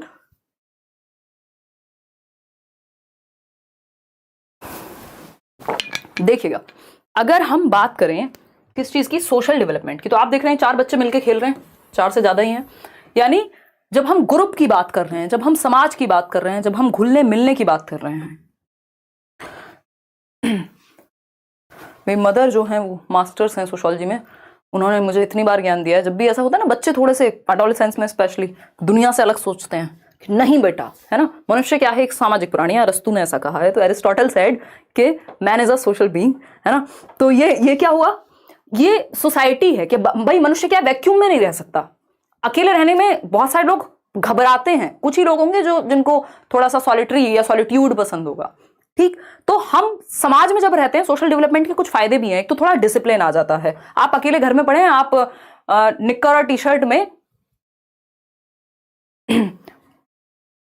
टाइकून है, क्या है वो वर्ड जो है, वो कौन सा गाना है, तो तूफान बन के रहते हैं अपने घर में, अकेले पड़े हुए हैं, घर में पूरा सामान जो है वो फैला हुआ है, खाना जहां खाया वहीं छोड़ दिया, जो भी किया पूरा फैल के रह रहे हैं आप। लेकिन वहीं अगर 2 लोग घर में आ रहे हो, तो आप क्या करेंगे, तुरंत से तमीज में आ जाएंगे, है ना। कपड़े ठीक से पहन लेंगे, थोड़ा मुंह धो लेंगे, वो सामान साइड कर देंगे, ठीक है ना। तो इससे क्या होता है, डिसिप्लिन भी आता है सोशल डेवलपमेंट से, हमारी हैप्पीनेस भी इंक्रीज होती है। आप अकेले बैठे हैं, 4 दोस्तों में बकवास करके आइए, अच्छा लगने लग जाएगा आपको, है ना। गपबाजी कर लीजिए, कुछ नहीं है तो जिसको आजकल बिचिंग कहते हैं ना, ऐसे ही फालतू फालतू बुराइयां करके 4 जो कि बहन 4 बातें चल रही हैं एक ग्रुप में। अब मैं इसमें ये तो नहीं कहूंगी सिर्फ फीमेल्स में चलती हैं, बट आपने देखा होगा ऐसे गली मोहल्ले में आंटियां बैठी हुई हैं, और वो जनरली मेल्स भी करते ही होंगे, है ना। और फिर सारी दुनिया की बातें करके फिर कहो अंत में कि हमें क्या लेना, किसी का क्या चल रहा है, हमें क्या मतलब है। ऐसे शादी में खाना खाते हुए सारी दुनिया की बात कर लो, पूरा देश डिस्कस कर लो, और बाद में कहो कि हमें क्या लेना देना, हम क्यों किसी के बारे में बात करें, है ना। ये सोशल डेवलपमेंट है, लोगों की हैप्पीनेस इंडेक्स बेहतर होता है। हालांकि इसको अच्छा नहीं कहेंगे, बट ये क्या हुआ, हैप्पीनेस आपकी बेहतर होती है सोशल डेवलपमेंट यदि हो, या सोसाइटी में जब व्यक्ति रहता है। तो man is a social being, मनुष्य एक सामाजिक प्राणी है, उसको समाज में अच्छा लगता है, ग्रुप में अच्छा लगता है, सेंस ऑफ बिलोंगिंगनेस आती है, और क्या है, डिसिप्लिन आता है। आप जैसे आप 4 लोगों में बात करते हैं, वैसे आप अकेले में या 2 दोस्तों में बात नहीं करते। तो समाज की वजह से डिसिप्लिन भी कई बार हमारे अंदर आता है, और हैप्पीनेस भी हमारी इंक्रीज होती है। बहुत सारे इसके अलग अलग रीजंस हैं। तो समाज के अंतर्गत निहित नियमों का अनुपालन, और आंख बंद करके अनुपालन नहीं है कि जो समाज में चल रहा है हर बात को मान लेना सोशल डेवलपमेंट नहीं है, फिर तो चेंज नहीं आ पाएगा। तो आप क्या अडेप्ट कर रहे हैं, इंस्टॉल कर रहे हैं कुछ वैल्यूज, समाज में रहने के जो तौर तरीके हैं वो एक्वायर कर रहे हैं, उसी को सोशल डेवलपमेंट एक प्रक्रिया है जिसके थ्रू आप social rules, norms, regulations, values को एक्वायर करते हैं कि किस समाज में कौन सी चीजें अपेक्षित है, ठीक है ना। चलिएगा, तो the process of learning, adapting and instilling या internalizing the values, norms and socially approved ways of behaviour is known as socialization. Socialization is a life long process starting from infancy to death. ये बात थोड़ा सा ध्यान में रखिएगा, अभी हम स्टेजेस ऑफ डेवलपमेंट पढ़ने वाले हैं, इसके बाद फिर समझेंगे. ठीक है, अगर हम बात करें इन्फेंसी की, तो शैशवा अवस्था जब हम कह रहे हैं, इन्फेंसी टू डेथ की बात कर रहे हैं, हम मृत्यु की बात कर रहे हैं. ठीक, ये गर्भ से शुरू नहीं हो रहा, ये वूम टू टूम्ब नहीं है, जन्म से शुरू होता है. बच्चा पैदा हुआ, दादी नानी चाची जो भी आसपास हैं, जो भी लोग मिलने आ रहे हैं उससे बातें कर रहे हैं, अरे अरे कितना प्यारा है. अब उसको समझ में नहीं आ रहा, लेकिन सोशलाइजेशन वहीं से शुरू हो गया.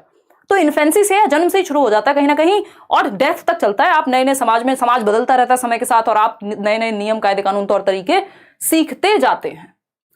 सही है कि नहीं है, ये बता दीजिए बस, है ना. बिल्कुल.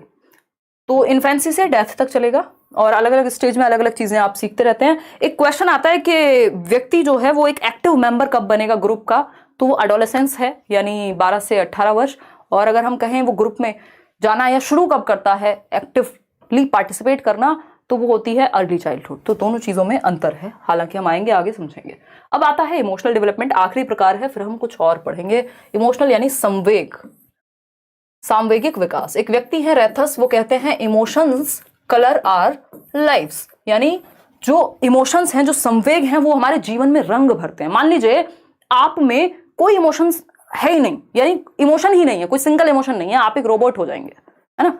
चिट्टी में भी इमोशंस आ गए थे, तब जाके मजा आया था मूवी देखने में. अगर उसमें इमोशंस ही ना होते तो फिर तो मूवी ऐसी ही चलती रहती, बिल्कुल कलरलेस, है ना, क्या ही फर्क पड़ रहा था फिर. लेकिन संवेग जो है वो रंग भरते हैं जीवन में. अब आप देख रहे हैं बच्चा पहले दिन रो रहा है, बाद में नहीं रोएगा. ठीक है, तो ये क्या है, इमोशनल डेवलपमेंट है. हमारे अंदर इमोशंस हैं और उनका डेवलपमेंट, उनको बेहतर करना. रेथस के अनुसार ये बात हम कर चुके हैं. Emotional development is about knowing and managing your own emotions, यानी आप अपने इमोशंस के प्रति अवेयर हैं कि नहीं, आप जागरूक हैं कि नहीं, आपको महसूस कैसा हो रहा है आपको यही नहीं पता, है ना. और मैनेज करना उनको जानते हैं कि नहीं. हर जगह तो आप नहीं रो सकते ना, तो ये क्या हुआ, या रो भी सकते हो तो चलो, रोना कोई बुरी बात नहीं है, बट आप इमोशंस मैनेज करना सीख लेते हैं सिचुएशन में. यही इमोशनल डेवलपमेंट है, यही इमोशनल डेवलपमेंट है. Emotions and cognition are interrelated, ये अपने आप में एक टॉपिक है, इसको भी पढ़ेंगे. एक नंबर में आता ही है, हमेशा आता है, संज्ञान और संवेग क्या है, इंटर रिलेटेड हैं. अगर एक लाइन में पढ़ना है तो उसको ऐसे याद रख लीजिएगा, अंतः संबंधित हैं, बाय डायरेक्शनल रिलेशनशिप होता है इनका, अंतः संबंधित हैं. अगर मैं बात करूं किसकी, संज्ञान और संवेग की, ठीक है, कॉग्निशन और इमोशन की यदि मैं बात करूं, तो ये इनका जो रिलेशनशिप है वो बाय डायरेक्शनल है. ये वर्ड ध्यान रखिएगा, पेडागोजी वर्ड्स का खेल है, बहुत घुमाता है ना. बाय डायरेक्शनल यानी द्विदिशीय, यानी एक दूसरे को प्रभावित करते हैं. यूनी डायरेक्शनल नहीं है, याद रखिएगा. यूनी का मतलब होता है सिंपल, सॉरी सिंगल, सिंगल नहीं है कि प्रभावित ही नहीं करते, अलग अलग डायरेक्शन में जाते हैं. बाय मतलब एक दूसरे को प्रभावित करते हैं. जो आपका दिमाग है, आपका संज्ञानात्मक विकास है, आपका सोचना समझना सीखना जानना, और आपके इमोशंस जो हैं, जो आप फील कर रहे हैं, वो एक दूसरे को प्रभावित करते हैं. आपकी थिंकिंग भी प्रभावित होती है. यदि आप बहुत ज्यादा इमोशनल होते हैं, कहा जाता है, तो आप बह जाते हैं. तो उस बहने के टाइम पे खुद को कंट्रोल करना. तो कॉग्निशन इमोशन एक दूसरे को प्रभावित करते हैं, ये बात हमें पता होनी चाहिए. अच्छा, वॉटसन कहते हैं, पेपर में क्वेश्चन पहले पूछा जा चुका है, घुमा फिरा के कहीं से पूछ ले तो आपको पता होना चाहिए. वॉटसन एक व्यक्ति हैं, वैसे तो व्यवहारवाद में आते हैं, बट सीटेट में व्यवहारवाद पढ़ने नहीं बैठना आपको, है ना. तो वॉटसन कहते हैं कि 3 इमोशंस जन्म से हैं हमारे अंदर, फॉल, FAL, ठीक, फियर, एंगर और लव, यानी भय जन्म से है. आप बच्चे को बहुत तेज उछालिए, पहले डरना महसूस करेगा. एंगर यानी क्रोध, वो भी जन्म से है, एंगर. लव, प्रेम, 2.5 आखर प्रेम का. पढ़ के पंडित आपको नहीं होना है, क्योंकि आपको 30 नंबर लाने हैं CDP में. इस टाइम पे थोड़ा सा साइड रख सकते हैं, ठीक है. तो अगर हम बात करें फियर, एंगर और लव, ये क्या है, ये 3 इमोशंस हैं जो बाय बर्थ हैं व्यक्ति में, ऐसा वॉटसन कह रहे हैं. 14 इंस्टिंक्ट और इमोशंस की थियरी दी है विलियम मैकडूगल ने. वो कहते हैं 14 इंस्टिंक्ट होते हैं जिनसे 14 इमोशंस जनरेट होते हैं. उसको आप छोड़ भी सकते हैं, सीटेट के लेवल का काम नहीं है, बट फिर भी आपकी इच्छा हो तो आप जान सकते हैं ऐसे ही. तो ये फियर, एंगर, लव जन्म से होते हैं. कई बार क्या देगा आपको, 4 ऑप्शन दे देगा. अच्छा, एक और बात ध्यान में रखिएगा, इसमें लव क्या है, एक पॉजिटिव इमोशन है. इस बार बहुत क्वेश्चन आया हुआ है कि कौन सा इमोशन है जो आपको सीखने में मदद करेगा. तो लव एक इमोशन हो सकता है, ड्राइविंग फोर्स है बहुत बड़ा, है ना. लोग IAS वाईएस बन जाते हैं प्यार व्यार के चक्कर में, ठीक. हालांकि एंगर में ही बनते हैं बहुत सारे लोग. तो लव और क्या हो सकता है, प्राइड। प्राइड नेगेटिव वाला नहीं, घमंड वाला प्राइड नहीं, गर्व, जब आप अच्छा महसूस कर रहे हैं, एक्साइटेड हैं अगर आप किसी चीज को लेकर के। बोर्डम क्या हो गया, एक नेगेटिव इमोशन हो गया। इस बार बहुत सारे क्वेश्चन है पेपर में, अगर आप बोर्डम महसूस कर रहा है बच्चा तो भाई सीख नहीं पाएगा, क्योंकि इमोशन और कॉग्निशन जो सीखना है क्लासरूम में वो आपके इमोशन से भी तो प्रभावित होगा, आपको बच्चे के दिल से भी तो जुड़ना पड़ेगा, ठीक है ना। तो लव, प्राइड या और इस तरह के पॉजिटिव इमोशंस जो आपको बिलोंगिंगनेस, सेंस ऑफ बिलोंगिंगनेस हो सकता है, ये पॉजिटिव हैं। जो चीजें नेगेटिव इमोशंस हैं, एंगर, फियर, ये अपने आप में बहुत पॉजिटिव माने नहीं जाते, जरूरी होते हैं सभी तरह के इमोशंस, बट इनको हम पॉजिटिव नहीं मानेंगे, ठीक है। आगे बढ़ते हैं इसी बात पे। चीजें तो इतनी है कि अगर डिस्कस किया जाए तो यही क्लास 8 घंटे की बन जाए, बट देखिएगा आगे बढ़ते हैं। ग्रोथ एंड डेवलपमेंट, वृद्धि एवं विकास का एक बार ये अंतर देख लीजिए, फिर हम चुपचाप से स्टेजेस पे आ जाएंगे। स्टेजेस से कई क्वेश्चन आते हैं पेपर में, ठीक है, मिनिमम 2।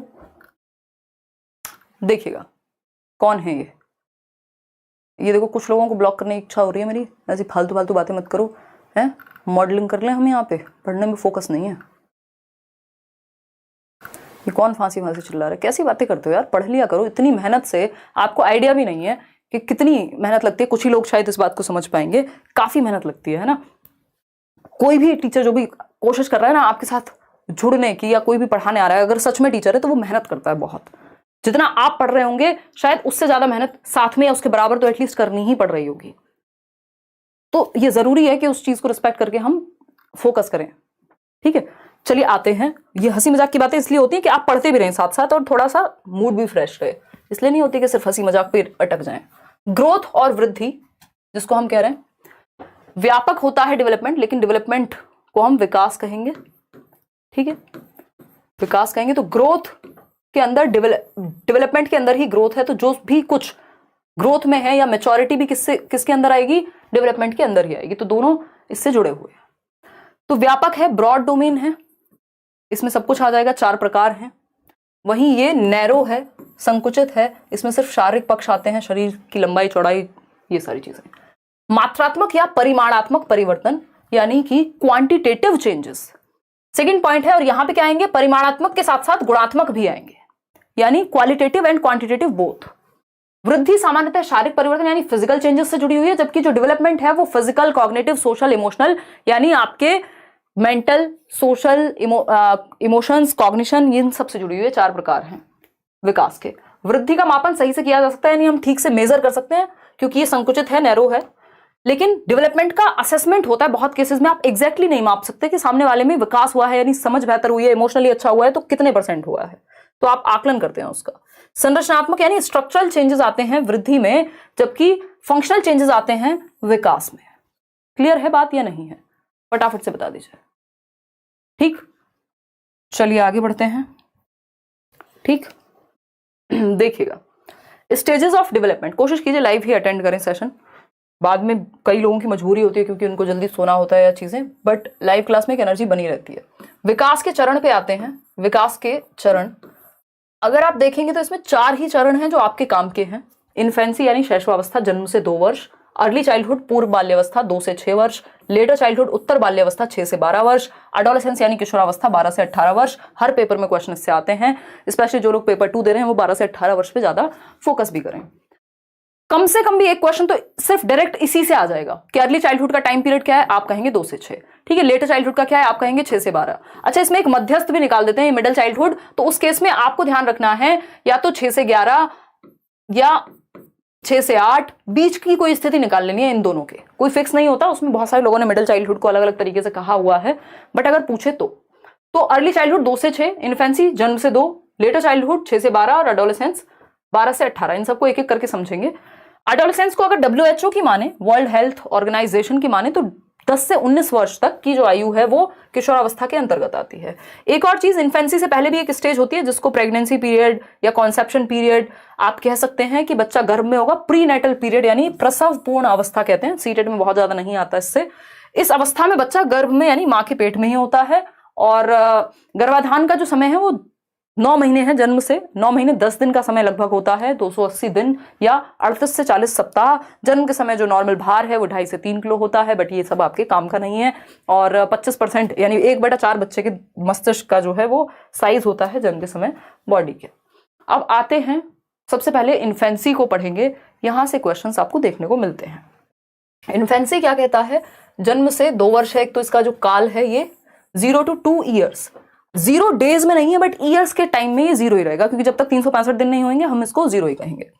ज्ञानेंद्रिया यानी सेंसेस जो हैं, या तो बर्थ टू 2 ईयर्स लिख लीजिएगा या 0 to 2 ईयर्स।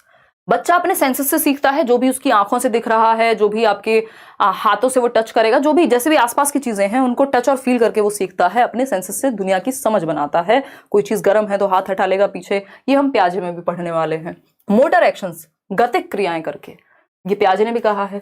सेंसिटिव पीरियड है, खतरा थोड़ा सा रहता है, हजार्डस कह सकते हैं, सेंसिटिव से भी ज्यादा आप हजार्डस पीरियड कह सकते हो, क्योंकि जो सबसे ज्यादा डेथ्स होती हैं वो इसी स्टेज में होती हैं, लगभग 1 महीने तक जन्म के बाद, क्योंकि बच्चा गिर गया, कोई बीमारी हो गई, कुछ भी खतरनाक है अपने आप में। फिजिकल डेवलपमेंट और मेंटल डेवलपमेंट भी फास्ट होता है, यानी सभी प्रकार का विकास इन्फेंसी में तेज ही होता है। अगर हम बात करें अर्ली चाइल्डहुड में और तेज हो जाता है अर्ली चाइल्डहुड। अब आते हैं अर्ली चाइल्डहुड पे, ये क्या है भाई?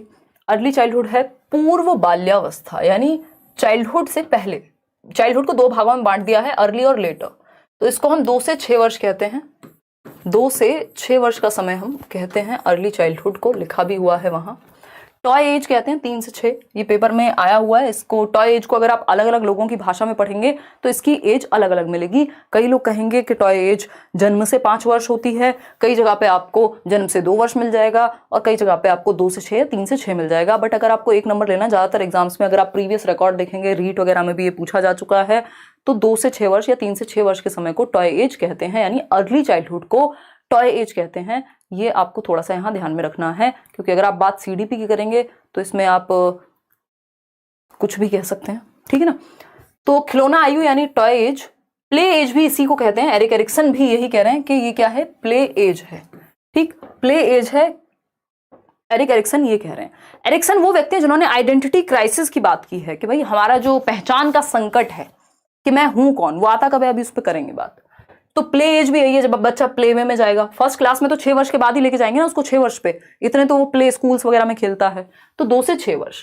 फास्टेस्ट लैंग्वेज डेवलपमेंट, ये याद रखिएगा, यहां से क्वेश्चन आता ही है, यानी भाषा का विकास सबसे तेजी से होता है, तो इसको sensitive period for language development कह सकते हैं, यहां लिखा हुआ है, या क्रिटिकल पीरियड कह सकते हैं लैंग्वेज डेवलपमेंट के लिए, फास्टेस्ट पीरियड कह सकते हैं। इसका मतलब क्या है? सेंसिटिव का मतलब है कि यहां पर सबसे तेजी से, संवेदनशीलता से भाषा का विकास हो सकता है। बच्चा बहुत तेजी से वर्ड्स को ग्रैस्प करता है एनवायरनमेंट से, भाषा को बहुत तेजी से सीखता है। अगर डोरेमोन देख रहा होगा तो डोरेमोन से सीख लेगा फटाफट से, फिर वो कहीं भी यूज करता रहेगा उसको, हर दिन नए शब्द सीखेगा, और आपको लगेगा यार ये बात इसने कहां से सीख ली। अगर आप आपस में भी कुछ बात करें तो वही बात रिपीट करेगा, फिर आपको लगेगा अगली बार से शैतान के सामने थोड़ा ध्यान से रहना है ना। तो ये क्या हुआ? ये सेंसिटिव पीरियड है, बच्चा बहुत सारे वर्ड्स पिक करता है अपने लैंग्वेज एक्विजिशन डिवाइस की वजह से। लैंग्वेज एक्विजिशन डिवाइस क्या है उस पर हम चर्चा बाद में करेंगे जब हम चॉम्स्की पढ़ेंगे। इमिटेटिव एज है, नकल करता है, बहुत हद तक सीखता है, चीजों को रिपीट करता है ना। फिजिकल डेवलपमेंट भी फास्टेस्ट होता है आफ्टर बर्थ, यानी इन्फेंसी से भी ज्यादा तेज यहाँ पे बात हो रही है। सोशलाइजेशन भी बहुत तेजी से होगा, सामाजिकरण भी, लगभग हर तरह का विकास यहाँ तेजी से होता है। तो एक तो आपको याद रखना है ये लैंग्वेज के लिए, सोशल डेवलपमेंट के लिए बहुत ही तीव्र गति से होने वाला पीरियड है, सेंसिटिव और क्रिटिकल पीरियड है। टॉय एज तो है ही, प्ले एज भी इसको हम कहते हैं। अब आते हैं उत्तर बाल्यावस्था यानी लेटर चाइल्डहुड पर। ये सारी बातें लेटर चाइल्डहुड के बारे में, यहां से भी बहुत क्वेश्चन पूछे जाते हैं। 6 से 12 वर्ष, प्याजे की माने तो ही 7 से 11 वर्ष, जिसको कॉन्क्रीट ऑपरेशनल कह दिया प्याजे ने। नाम याद रखिएगा, प्याजे के अकॉर्डिंग इसी स्टेज को हम कॉन्क्रीट ऑपरेशनल यानी मूर्त संक्रियात्मक कहते हैं। 7 से 11 वर्ष यानी यही टाइम पीरियड है, 1 साल ऊपर नीचे। अगर हम एरिक एरिक्सन की माने तो इसी टाइम को इंडस्ट्री वर्सेस इंफीरियोरिटी कहते हैं, जब बच्चा स्कूल जाना शुरू करता है, स्कूल एज, कॉम्पिटेंस उसके अंदर डेवलप होती है। स्कूल एज भी आप इसको कह सकते हैं, पहली बार वो फर्स्ट क्लास में जाएगा 6 साल का होने पे। लेटेंसी फ्रॉइड की भाषा में कहते हैं, सुषुप्ता अवस्था सिगमंड फ्रॉइड की भाषा में, कि इस टाइम पे लिबिडो जो है वो शांत हो जाएगी, स्कूल की एक्टिविटीज में लग जाएगा।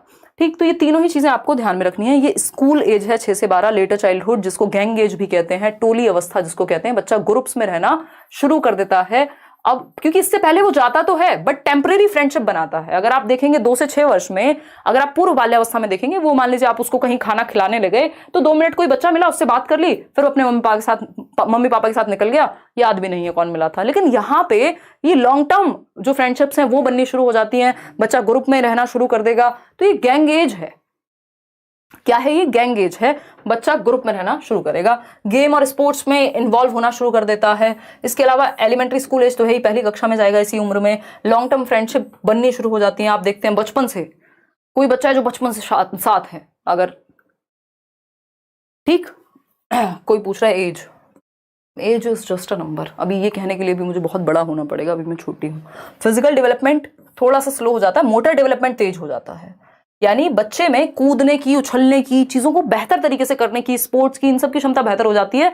शरीर में आपको दिखेगा हाइट बहुत तेजी से नहीं बढ़ रही, शारीरिक विकास बहुत तेजी से नहीं हो रहा, लेकिन मोटर डेवलपमेंट बहुत तेजी से हो रहा है। इसके जस्ट बाद 12 साल के बाद आप देखते हैं बच्चा अचानक से खंबा बन गया, मतलब बहुत लंबा हो गया, या एकदम से उसकी हाइट वाइट बढ़ने लगी। लेकिन इस टाइम के दौरान फिजिकल डेवलपमेंट से ज्यादा उसके अंदर मोटर डेवलपमेंट, गति का विकास जो है वो ज्यादा बेहतर आता है।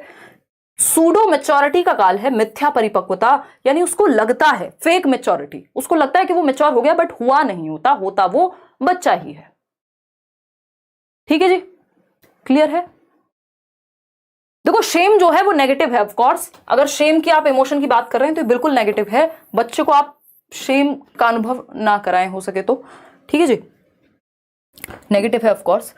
तो अगर हम बात करते हैं, ये सारी बातें हम कर ही चुके हैं, अब और क्या ही बात करेंगे।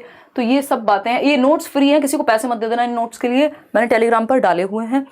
और अब आते हैं एडोलेसेंस पे। एडोलेसेंस क्या कहता है समझते हैं। एडोलेसेंस क्या कहता है ये समझने का प्रयास करते हैं। 10:30 बज गए, कई लोग तो नींद में बौरा गए होंगे अब तक।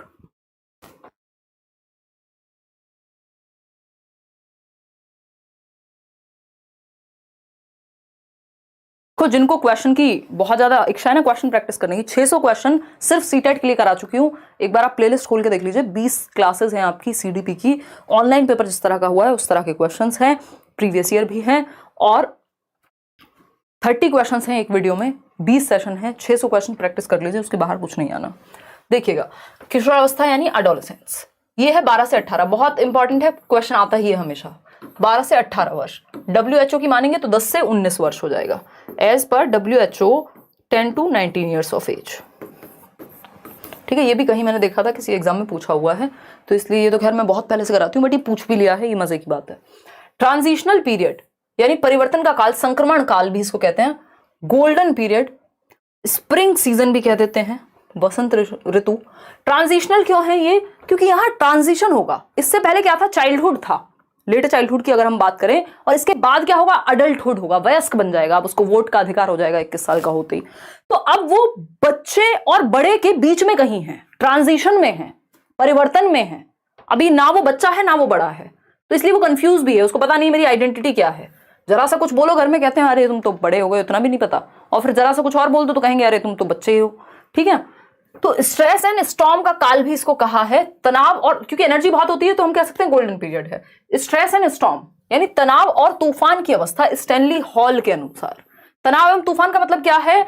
बहुत तेजी से rapid hormonal changes, physical changes, cognitive changes, हर तरह के चेंजेस का विस्फोट होता है। अगर हम देखें, परिवर्तनों का विस्फोट है, बहुत तेजी से हार्मोनल, फिजिकल, साइकोलॉजिकल, हर तरह के चेंज बच्चे में आ रहे हैं, इसलिए आपको चिड़चिड़ा मिलेगा, गुस्सा ज्यादा आएगा, और भी बहुत सारी चीजें। ये वो टाइम है जब आप बच्चे से उसका दोस्त बनना शुरू कर दें, अदरवाइज वो अपनी दुनिया अलग बना लेगा और आपकी दुनिया अलग रह जाएगी, फिर वो आपकी सुनेगा भी नहीं। लीडरशिप स्किल्स की अगर हम बात करें तो लीडरशिप स्किल्स क्या है? आप देखते हैं कि बच्चे में उसको स्कूल का हेड बॉय, हेड गर्ल या कुछ एक ग्रुप में शामिल होना है ना। अगर लीडरशिप स्किल्स को डेवलप करना है तो ये उसके लिए भी बेस्ट टाइम है कि वो नेतृत्व का कौशल उसके अंदर विकसित हो जाए। इमोशनल स्टेबिलिटी की, लैक ऑफ इमोशनल स्टेबिलिटी, याद रखिएगा ये बहुत पूछता है, यानी सामवेगिक जो एक स्टेबिलिटी होती है।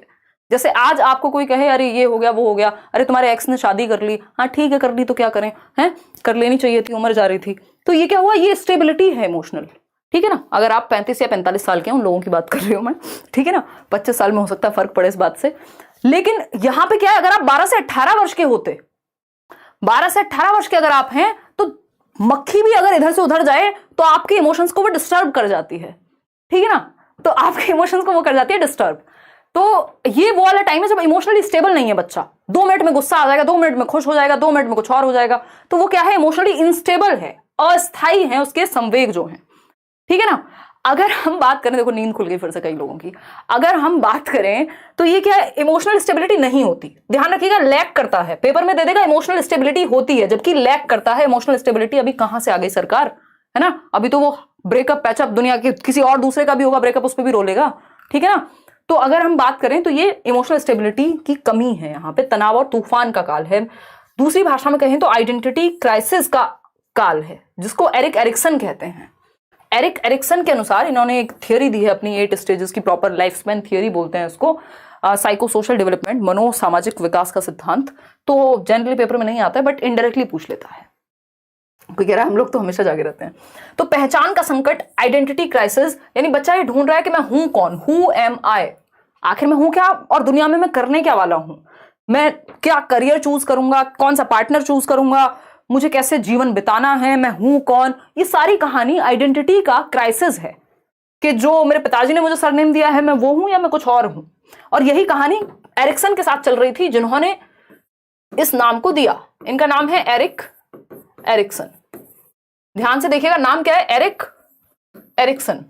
मतलब ये खुद आइडेंटिटी क्राइसिस में थे एक तरह से, और इनको बाद में समझ आया कि यानी एरिक किसका बेटा हुआ, एरिक का ही सन है। तो नाम जो है इन्होंने खुद को ही दिया ये सरनेम एरिक एरिक्सन, यानी एरिक का ही बेटा है एरिक, है ना। इंटरेस्टिंग है ना।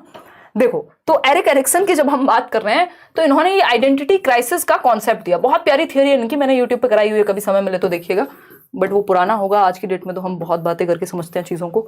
आइडेंटिटी क्राइसिस, या बैच में आ रहे हैं तो वहां समझ लेंगे, ठीक है ना। अगर हम बात करते हैं आइडेंटिटी क्राइसिस यानी पहचान का संकट, आखिर मैं हूं क्या, मैं करियर क्या चूज करूंगा, मुझे कैसे जीवन जीना है ना। वोकेशनल एंजाइटी नाम की एक चीज होती है, वो होती है यहां पर वोकेशनल एंजाइटी, यानी व्यवसायिक दुश्चिंता कि मुझे करना क्या है लाइफ में, करियर काउंसलिंग लेने जा रहे हैं बच्चे, है ना, दुनिया भर की चीजें, कौन सी स्ट्रीम लूं, इसमें ही पहले तो कंफ्यूज रहता है, भैया साइंस लूं, ह्यूमैनिटीज लूं, कॉमर्स लूं, क्या करूं आखिर जीवन में, किस तरफ जाऊं। किसी ने कहा वो बन जाओ, फलाने हमारे रिश्तेदार हैं, बहुत खुश रहते हैं, बहुत पैसा है उनके पास, अंदर से चाहे रोते रहते हो, बच्चे ने कहा हाँ ठीक है ये बन जाता हूं, फिर वो कंफ्यूज हो जाएगा। तो identity crisis versus role confusion, अगर आइडेंटिटी फॉर्म हो गई तो अच्छा है, नहीं तो रोल कंफ्यूजन में रहेगा। फिर आप देखते हैं बहुत सारे लोग बहुत सारे करियर चेंज करते रहते हैं। तो वोकेशनल एंजाइटी का टाइम पीरियड है ये, ठीक है। बात आगे बढ़ेंगे। हमारे पूरा गांव 8 बजे ही सो जाता है, मैं ही जिंदा हूँ, आदित्य कह रहे हैं। यार मैं समझ सकती हूँ, कोशिश करेंगे थोड़ा सा 7 बजे करीब रख लें मैराथन, है ना। 6 बजे तो पॉसिबल नहीं है, मैंने आज भी सोचा था बट वो पॉसिबल नहीं हो पाता। तो हो सकता है कि कल 7 बजे मैराथन में लगा दूं और 9 बजे तक फ्री हो जाऊं, क्योंकि मेरा भी एक जीवन है जो बचा नहीं है, जिसमें मैं घूम सकूं, कहीं कुछ खा सकूं, कोई वीकेंड नाम की चीज हो जिसमें, है ना। देखना पड़ेगा। गुरमीत कौन से सब्जेक्ट की बात कर रहे हो भाई। देखिए तो समझते हैं फटाफट से। ब्रिज पीरियड यानी इसको पुल समय अवधि कह सकते हैं आप, ब्रिज कह सकते हैं, इसको अभी समझेंगे, मैं आपको एक पिक्चर के थ्रू समझा दूंगी। एडोलेसेंट ईगो सेंट्रिज्म होता है, उसको लगता है सब मुझे देख रहे हैं, मेरा हेयर स्टाइल कैसे बना हुआ। आजकल मेरा भाई है वो नया एडोलेसेंस में आया किशोरावस्था में, तो मम्मी कह रही थी पूरे दिन शीशे के सामने खड़ा रहता है। तो मैंने कहा अब इस एज में नहीं खड़ा होगा तो कब खड़ा होगा। और मेरे को कह रहा है कि मम्मी देखो मेरे को ऐसे ऐसे बोलती हैं, ये कहती हैं। तो मैंने कहा भाई कम बाल बना लिया करो, और मम्मी में परिवर्तन थोड़ा मुश्किल नहीं हो गया इस उम्र में। तो हालांकि इतना भी कुछ नहीं है, बट वो हंसी मजाक की बातें हैं। तो ये क्या है, उसको लग रहा है सब मुझे देख रहे हैं। वो बाल एक बार में भी बन चुके थे, बट उसको लग रहा है सबका ध्यान मेरे ऊपर है। कपड़े पहन के जाने तो कौन से पहन के जाने हैं, आज मुझे शादी में जाना है अपनी वॉच दे दो, जैसे पूरी दुनिया उसी के ऊपर ध्यान लगा करके रखी हुई है। कोई 2 लोग शादी में बात कर रहे हो तो बच्चे को लगेगा, बच्चा नहीं है एडोलेसेंस में है, किशोरावस्था वाले व्यक्ति को लगेगा कि मेरे ही बारे में बात हो रही है, मेरी ही चीजों को देख करके जल रहे हैं, मेरी ही चीजों को देख करके खुश हो रहे हैं, वॉट एवर इट इज, ठीक है ना। तो ये हुआ एडोलेसेंट ईगोसेंट्रिज्म, यानी किशोरावस्था अहम केंद्रित था। स्प्रिंग सीजन, बसंत ऋतु तो है ही भाई, इतने सारी एनर्जी होती है इस टाइम में आपके पास जिसकी हद नहीं है, ठीक। तो ये वाला समय या तो व्यक्ति को बनाएगा या बिगाड़ देगा। चलिए आगे बढ़ते हैं। ट्रांजिशनल पीरियड क्यों है, ये ब्रिज पीरियड क्यों है, इसको समझते हैं, क्योंकि इससे क्वेश्चन पूछे जाते हैं लगातार। अगर हम देखें तो एडोलेसेंस यानी किशोरावस्था, 12 से 18 वर्ष का काल, 10 से 19 WHO के अनुसार किशोरावस्था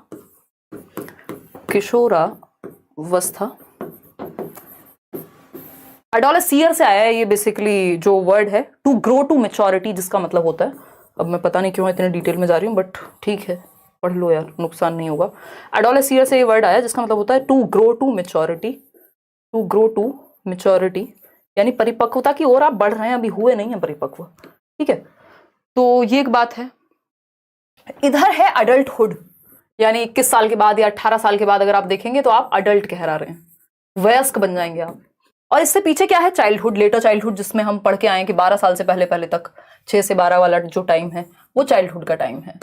तो अडोलेसेंस बीच में कहीं फंसा हुआ है बेचारा, इसीलिए आइडेंटिटी के क्राइसिस हैं, रोने पड़ रहे हैं, ठीक है। अगर हम देखें तो ये है चाइल्डहुड यानी बाल्यावस्था, 12 वर्ष से पहले पहले बच्चा था, अब 21 के बाद 19 के बाद उसको थोड़ा अडल्ट की तरह ट्रीट करेंगे। बीच में अटका हुआ है कि यानी ब्रिज है, ये अपने आप में पुल है। किसके बीच का पुल है ये है एक ब्रिज चाइल्डहुड और अडल्टहुड के बीच का, इसीलिए इसको ब्रिज पीरियड एडोलेसेंस को कहते हैं। दूसरा नाम इसका ट्रांजिशनल यानी परिवर्तन का काल है, ट्रांजिशनल पीरियड। ट्रांजिशन हो रहा है आपका एक बच्चे से एक अडल्ट में, तो इसको ट्रांजिशनल पीरियड भी हम कहते हैं। क्लियर है बात या नहीं? क्लियर है या नहीं है, बताओ एक बार। सबको क्लियर है ये बात? चलिए आगे बढ़ते हैं। स्टैनली हॉल ने क्या कहा है इसको, तनाव एवं तूफान का काल है। एडोलेसेंट ईगो सेंटर्स मैंने आपको बता दिया। अच्छा, इसमें यार सीटेट लेवल का नहीं है, छोड़ देते हैं उस बात को। दो बेसिकली वो होते हैं आपके हॉर्मोन्स डिसऑर्डर होते हैं। एक बिंज डिसऑर्डर होता है जिसको बुलीमिया कहते हैं, बहुत ज़्यादा खाता है बच्चा और उगल देता है एडोलेसेंस में ही। और एक होता है आपका एनोरेक्सिया नर्वोसा, बहुत कम खाती हैं लड़कियां क्योंकि उनको लगता है उनका जो वेट है वो बढ़ रहा है। ये दोनों जो डिसऑर्डर हैं वो भी एडोलेसेंस के ही डिसऑर्डर्स हैं। अब आते हैं नेक्स्ट टॉपिक जो है आपका हेरिडिटी एंड एनवायरनमेंट। इससे भी क्वेश्चन निश्चित रूप से आता है, चाहे केंद्रीय विद्यालय हो, सीटेट हो, कोई और दुनिया का पेपर हो जहाँ पे टीचिंग की तैयारी हो रही हो। हेरिडिटी एंड एनवायरनमेंट यानी आनुवांशिकता एवं वातावरण, ठीक है। ये क्या है, हेरिडिटी को हम कहते हैं कि ये नेचर का पार्ट है, यानी प्रकृति पोषण विवाद भी कह देते हैं। इस पे बहुत ही ज्यादा लड़ाइयां भी होती हैं मनोवैज्ञानिकों के बीच, चाइल्ड साइकोलॉजिस्ट के बीच, कि भाई नेचर ज्यादा जरूरी है या नर्चर ज्यादा जरूरी है। मनीष, एक और फालतू सवाल आपने किया और आप गए, है ना। आज आपको लग रहा है मैं मजाक के उतने मूड में हूं, कितनी सीरियस बातें चल रही हैं। हम यहाँ एरिक्सन डिस्कस कर रहे हैं, हम यहाँ ऐसे ऐसे लोगों को डिस्कस कर रहे हैं जिन्होंने दुनिया बदल दी पढ़ाई की, दुनिया मनोविज्ञान में और बच्चों के विकास में, चाइल्ड डेवलपमेंट में, सब पलट के रख दिया। और आप लगे हैं शादी कब करेंगे, हैं? मेरी शादी से दुनिया रुकी हुई है जैसे, हैं? चलो आओ फटाफट इधर आ जाओ, पढ़ लो, इतनी रात को लगे हुए हो। प्रकृति यानी नेचर, जिसको हेरिडिटी आनुवंशिकता कहते हैं। नेचर मतलब जो आपको मिल चुका है, आप इसको कह लीजिए नेचर से मिला है या आपके जीन से, जेनेटिक मेकअप से मिला है, जिसमें बदलाव संभव नहीं है, स्टैटिक है, ये स्थिर है, ऐसा नहीं हो सकता। आपकी आंखों का रंग आपको आज काला मिला है, कल आप उसको कुछ और बना लें, ठीक है ना। तो स्थिर है, फिक्स्ड है एक तरह से अगर देखा जाए। बहुत रेयर चेंजेस आते हैं, वो भी जनरेशन बाय जनरेशन। नर्चर की अगर हम बात करें तो इसको पोषण कहते हैं, कि जो नर्चर, पोषण कहां से मिलेगा, खाना पीना माहौल जो भी है वो एनवायरमेंट से मिलेगा। तो नर्चर का मतलब एनवायरमेंट यानी वातावरण हो गया, ठीक है जी बात। वातावरण एक डायनामिक फैक्टर है, परिवर्तनशील है। आज आप गांव में रहते हैं, कल आप शहर में जा सकते हैं, कल आप शहर में रहेंगे, परसों गांव में जा सकते हैं, और गांव से अमेरिका जा सकते हैं, अमेरिका से रूस, रूस से जहां चाहें घूम सकते हैं पूरी दुनिया, और फिर वापस से गांव आ सकते हैं। तो ये क्या हुआ, डायनामिज्म है, परिवर्तन है। जैसे डेवलपमेंट भी क्या, एक चेंज की प्रोसेस है, ठीक है ना। बहुत बढ़िया, ऑल द बेस्ट साक्षी और आपकी दोनों सहेलियां अर्चना और लक्ष्मी, है ना। पढ़ लो, अब आ जाओ, ऑल द बेस्ट। अरे आप लोग बढ़िया करके आओगे, इतनी मेहनत क्यों चल रही है तो। लेकिन अब आपके बस का अगर पढ़ना नहीं है टिक करके तो प्रॉब्लम है, अदरवाइज अगर जो लोग पढ़ सकते हैं, ऑफकोर्स आप लोग पढ़ ही सकते हैं, तभी रुके हुए हैं, तो फिर उस स्थिति में कुछ नहीं कर सकते। तो प्रकृति यानी हेरिडिटी यानी नेचर, इसमें परिवर्तन उतना संभव नहीं है, जेनेटिक है। वही पोषण की अगर हम बात करते हैं तो ये एनवायरमेंट यानी डायनामिक है, परिवर्तनशील है, परिवर्तन आप आसानी से एनवायरमेंट में कर सकते हैं।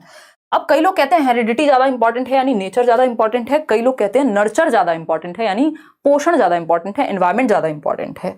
देखिए, अगर हेरिडिटी नहीं होगी तो एनवायरमेंट कितना भी अच्छा दे लीजिए, मान लीजिए एक बच्चे का बिल्कुल बुद्धि लब्धि एकदम इडियट वाली है, मतलब उसका जो है मानसिक विकास बिल्कुल रिटार्डेड है, तो एनवायरमेंट बहुत अच्छा देके भी बहुत ज्यादा परिवर्तन नहीं आ जाएगा।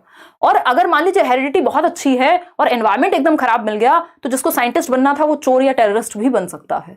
तो ये क्या हुआ, दोनों ही चीजें महत्वपूर्ण हो गई, ठीक। तो हम ये कहेंगे नेचर और नर्चर की जब हम बात कर रहे हैं तो दोनों ही महत्वपूर्ण हैं। नेचर और नर्चर की डिबेट में आपको दोनों के साथ रहना है।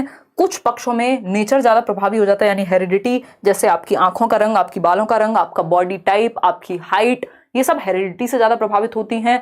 और आपका जो एजुकेशन है, न्यूट्रिशन है, ये एनवायरमेंट से, ट्रेनिंग है, वो एनवायरमेंट से ज्यादा प्रभावित होती है। तो डेवलपमेंट क्या है? प्रोडक्ट है।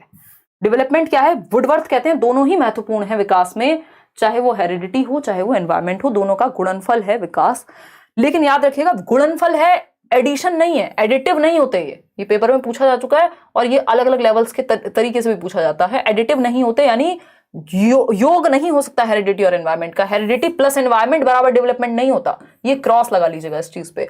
हेरिडिटी इनटू एनवायरमेंट होगा, हेरिडिटी की गुणा होती है एनवायरमेंट के साथ, दोनों क्या करते हैं? प्रतिक्रिया करते हैं, आपस में इंटरेक्शन होता है हेरिडिटी और एनवायरमेंट का, और तब जाकर के विकास होगा।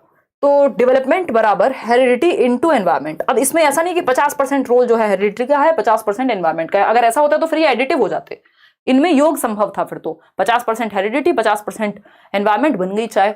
ऐसा थोड़ी है, कॉम्प्लेक्स इंटरप्ले है, जटिल पारस्परिक क्रिया है। कुछ क्षेत्र में हेरिडिटी बहुत ज्यादा प्रभावी हो जाती है, कुछ में एनवायरमेंट ज्यादा प्रभावी हो जाता है। ठीक है ना? अगर आप एजुकेशन की बात कर रहे हैं तो फिर एनवायरमेंट मैटर ज्यादा करेगा। अगर हम हेरिडिटी की बात कर रहे हैं तो आपका जो इंटेलिजेंस का स्तर है वो हेरिडिटी से ज्यादा प्रभावित होगा। हेरिडिटी क्या है? फिक्स्ड है, स्टैटिक है, स्थायी है। एनवायरमेंट डायनेमिक और चेंजेबल है, यानी परिवर्तनशील है। Heredity can be best viewed, हम हेरिडिटी को देख सकते हैं जो एक रेंज सेट करती है। हेरिडिटी एक बेस तैयार कर देती है, केवीएस में पूछा जा चुका है। क्या है? हेरिडिटी एक बेस तैयार कर देती है, डेवलपमेंट के लिए एक आधार प्रदान कर देती है। हेरिडिटी क्या है? अब हम ये पढ़ेंगे थोड़ा सा। हेरिडिटी लोअर लिमिट और अपर लिमिट सेट कर देती है डेवलपमेंट के लिए, बीच में आप एनवायरमेंट की वजह से खेलते रहते हैं, है ना? तो एक लिमिट तय करने में या बेस देने का काम करती है हेरिडिटी। अगर आप हेरिडिटरी बिल्कुल ही ठीक स्थिति में नहीं है, मानसिक विकास आपका बिल्कुल ही जड़ बुद्धि है, तो उस स्थिति में बहुत ही मुश्किल है कि आपको कितना भी अच्छा एनवायरनमेंट देके गिफ्टेड बना दिया जाए, वो फिर पॉसिबिलिटी नहीं हो पाएगी। ठीक है, लेकिन हाँ, ज्यादातर लोगों का आईक्यू एवरेज होता है, तो इसलिए आप इसमें अपनी असफलताओं का जो ठीक रहा है वो खुद पे फोड़िएगा। ये मत कहिएगा हमें तो हेरिडिटी से अच्छी इंटेलिजेंस नहीं मिली थी। ज्यादातर दुनिया सिर्फ 2% लोग हैं जो जीनियस हैं, और 2% लोग से भी कम हैं जो एकदम इडियट हैं, बाकी सब एवरेज में ही हैं। More than 50% population average IQ रखती है। आईक्यू पे आएंगे अभी। तो is actually shaped by the support and opportunities of the environment, यानी जो हेरिडिटी है उसको सपोर्ट मिलती है, एनवायरनमेंट और हेरिडिटी दोनों काम करते हैं। बेसिकली सपोर्ट देखिएगा, जो डेवलपमेंट है उसको सपोर्ट मिलता है हेरिडिटी और एनवायरनमेंट में जो अपॉर्चुनिटीज मिली हैं उससे। ठीक है, ये वही बेसिक बात जो हम 4 बार रिपीट कर चुके हैं। यार आजकल मेरी तबीयत जो है ना वो थोड़ी सी एग्जॉस्टेड हूं मैं। देखिएगा, अब आते हैं प्रिंसिपल्स ऑफ डेवलपमेंट पर। प्रिंसिपल्स ऑफ डेवलपमेंट देखिएगा, नेक्स्ट वीकेंड शायद सैटरडे संडे आपकी ऑफलाइन क्लासेस मैं रख सकती हूँ, तो दिल्ली आने के लिए तैयार रहिएगा। ठीक है जी, मैंने सोचा था 2-2.5 घंटे ही रखे हैं आज की क्लास। अभी कितना समय हुआ है हमको? अभी तो 1.5 घंटा हुआ है। बहुत बड़ा श्रद्धा। चलिए अभी पढ़ते हैं। तो प्रिंसिपल्स ऑफ डेवलपमेंट देखिएगा, प्रिंसिपल्स पढ़ेंगे, फिर उसके बाद हमारे पास है इंडिविजुअल डिफरेंसेस का टॉपिक, फिर उसके बाद है हमारे पास, चलते हैं अभी तो पढ़ते हैं, कोई दिक्कत नहीं है। पढ़ने के लिए तैयार हो ना, मतलब रुक सकते हो ना रात को, सुबह कहीं जाना तो नहीं है, संडे है आज तो। देखिएगा, संडे रात को हो जाएगा। प्रिंसिपल्स ऑफ डेवलपमेंट देखिएगा, यानी विकास के सिद्धांत देखिएगा एक बार। विकास के सिद्धांत है, यहाँ से भी एक क्वेश्चन आपका हर हालत में ही आता है और लगभग हर एक एग्जाम में आता है। यस, पढ़ सकते हैं अभी तो। ईवीएस के नोट्स भी मिलेंगे। कल 7 बजे रख सकते हैं या तो सेशन, या फिर 1-2 दिन रुक करके हर दिन मैराथन रख सकते हैं। चलो देख लेंगे वो, आप एक बार वीडियो चेक कर लेना, हो सकता है कल 7 बजे आपका एक मैराथन सेशन आपको मिल जाए।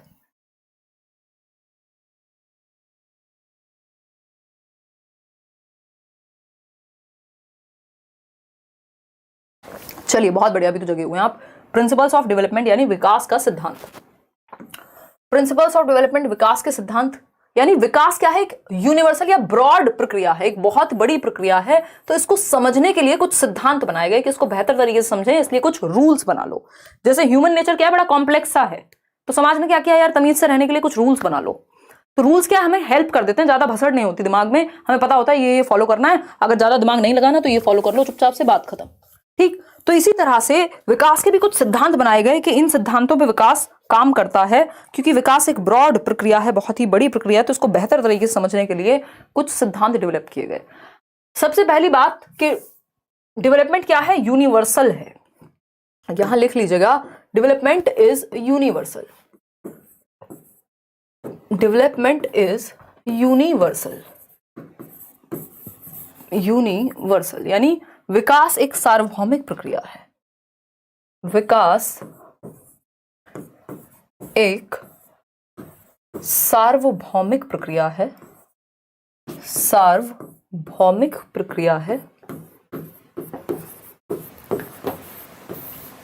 यानी पूरी दुनिया में, चाहे आप एशिया में रहते हो, यानी आप भारत के बच्चे हैं, आप पाकिस्तान के बच्चे हैं, आप श्रीलंका के बच्चे हैं, या आप अमेरिका के बच्चे हैं, आप कजाकिस्तान के बच्चे हैं, आप रशिया के बच्चे हैं, आप कनाडा में रहने वाले एक बच्चे हैं, मतलब दुनिया के सारे बच्चों में विकास की जो प्रक्रिया है वो लगभग सेम तरीके से काम करती है।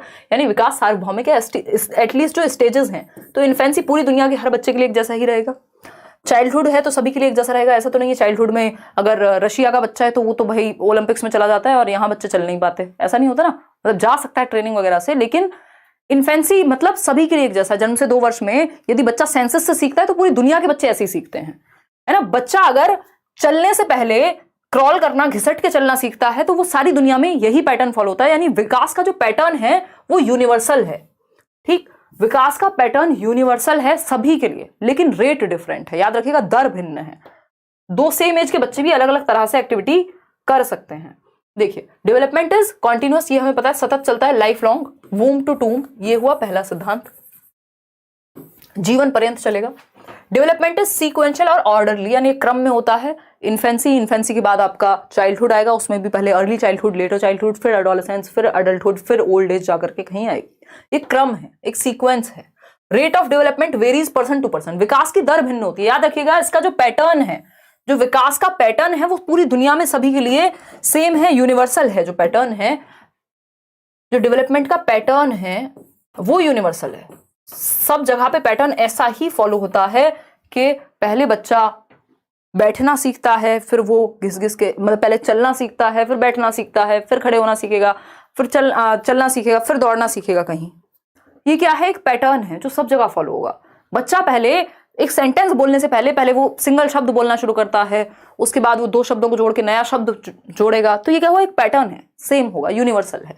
लेकिन रेट सेम नहीं है। यानी पैटर्न तो सेम है सभी के लिए, विकास का जो पैटर्न है वो सेम है, लेकिन रेट इज डिफरेंट, दर जो है वो भिन्न है। अगर 2 सेम एज के बच्चे हैं, दोनों में सेम गति से विकास होगा जरूरी नहीं है। एक बच्चा है जो 9 महीने में खड़ा होना सीख गया था, दूसरा बच्चा है जिसको लगभग 1.25 साल या 1.5 साल लग गया, तो दर भिन्न है। किसी में कोई चीज तेजी से होती है, उसमें हेरिडिटी और एनवायरमेंट दोनों ही कारण होते हैं, किसी में वही चीज जल्दी हो जाती है। ठीक है ना, क्लियर है? कोई दिक्कत परेशानी इस बात को समझने में अगर है तो आप बता सकते हैं। क्लियर है ना? चलिए, तो रेट इज डिफरेंट, याद रखिएगा, ये बहुत इसमें कंफ्यूजन होती है। रेट डिफरेंट है, दर जो है वो भिन्न है, पेस जो है वो भिन्न है। भाषा बदल दे उससे कोई फर्क नहीं पड़ता, है ना। पेस डिफरेंट हो सकता है, लेकिन स्टेजेस सेम है, पैटर्न सेम है, पूरी दुनिया के लिए यूनिवर्सल है, सार्वभौमिक है। ये छोटी छोटी बातें हैं जो आपको बड़े बड़े नंबर बचाएंगी। ठीक, आगे बढ़ते हैं। डेवलपमेंट जो है वो प्रोसीड करता है जनरल टू स्पेसिफिक, सामान्य से विशिष्ट की ओर जाता है विकास, सामान्य से विशिष्ट की ओर जाता है। पहले बच्चा जनरल एक्टिविटीज करता है, यानी हाथ पांव पूरे शरीर से रोएगा भी तो, या अगर किसी सामान को पकड़ना है, बॉल पकड़ाओगे ना वो ऐसे पकड़ेगा, पूरे हाथों का यूज करके, पूरी आर्म्स का यूज करके। बाद में तो आप ऐसे कैच कर लेते हैं। ये क्या हुआ, स्पेसिफिक एक्टिविटी। पहले पेन पूरे हाथ से पकड़ रहे थे, अभी आप सिर्फ एक फिंगर और थंब का यूज करके पकड़ लेते हैं, तो इसी को सामान्य से विशिष्ट कहेंगे। Growth and development is a product of heredity and environment, यानी विकास किसका गुणनफल है, आनुवांशिकता और वातावरण का। हम जो भी हैं, तीसरा फैक्टर ही नहीं है, या तो हमें एनवायरमेंट से मिला होगा या हेरिडिटी, या इन दोनों का इंटरेक्शन होगा। ठीक है ना, ऐसा नहीं हो सकता आपकी जो भी इंटेलिजेंस का स्तर है या तो एनवायरमेंट या तो हेरिडिटी, कोई और तीसरी चीज तो है नहीं, इन दोनों का ही प्रोडक्ट है। डेवलपमेंट प्रिडिक्टेबल होता है, यानी पूर्वानुमान लगाया जा सकता है। भारतवर्ष में एक कहावत जो है वो बहुत ही फेमस है कि पूत के पांव पालने में दिख जाते हैं, यानी पुत्री के भी दिख ही जाते होंगे, बट ऐसे ही चलता है समाज, जनरली बदल जाएगा समय के साथ। तो ये क्या हुआ कि मतलब आप बच्चे को, इसका कुल मिला के अर्थ ये है कि आप बचपन में ही देख सकते हैं जो उसकी एक्टिविटीज है, उस आधार पे आप अनुमान लगा सकते हैं कि विकास ये इस तरह की स्थिति में या इस चीज में ज्यादा इंटरेस्ट रखता है तो उसको इधर भेज सकते हैं।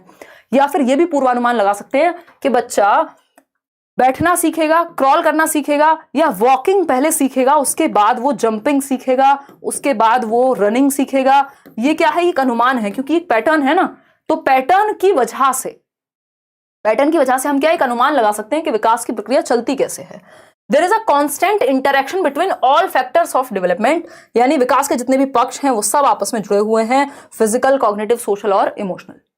क्लियर है कि नहीं है ये बता दीजिए, फिर हम बढ़ जाएंगे आगे। अच्छा, एक डायरेक्शन जो है प्रिंसिपल का, वो प्रिंसिपल ऑफ डायरेक्शन जो है वो बहुत ही महत्वपूर्ण है। देखिएगा, डेवलपमेंट मॉडिफिएबल है, रिवर्सेबल नहीं है, ये बात भी ध्यान रखिएगा पेपर में। और कोई कह रहा है ऊंट के बाल, अच्छा जो भी है यार, ठीक है ना, समझ लिया करो। हाँ एग्जैक्टली आदि, बहुत ही बढ़िया।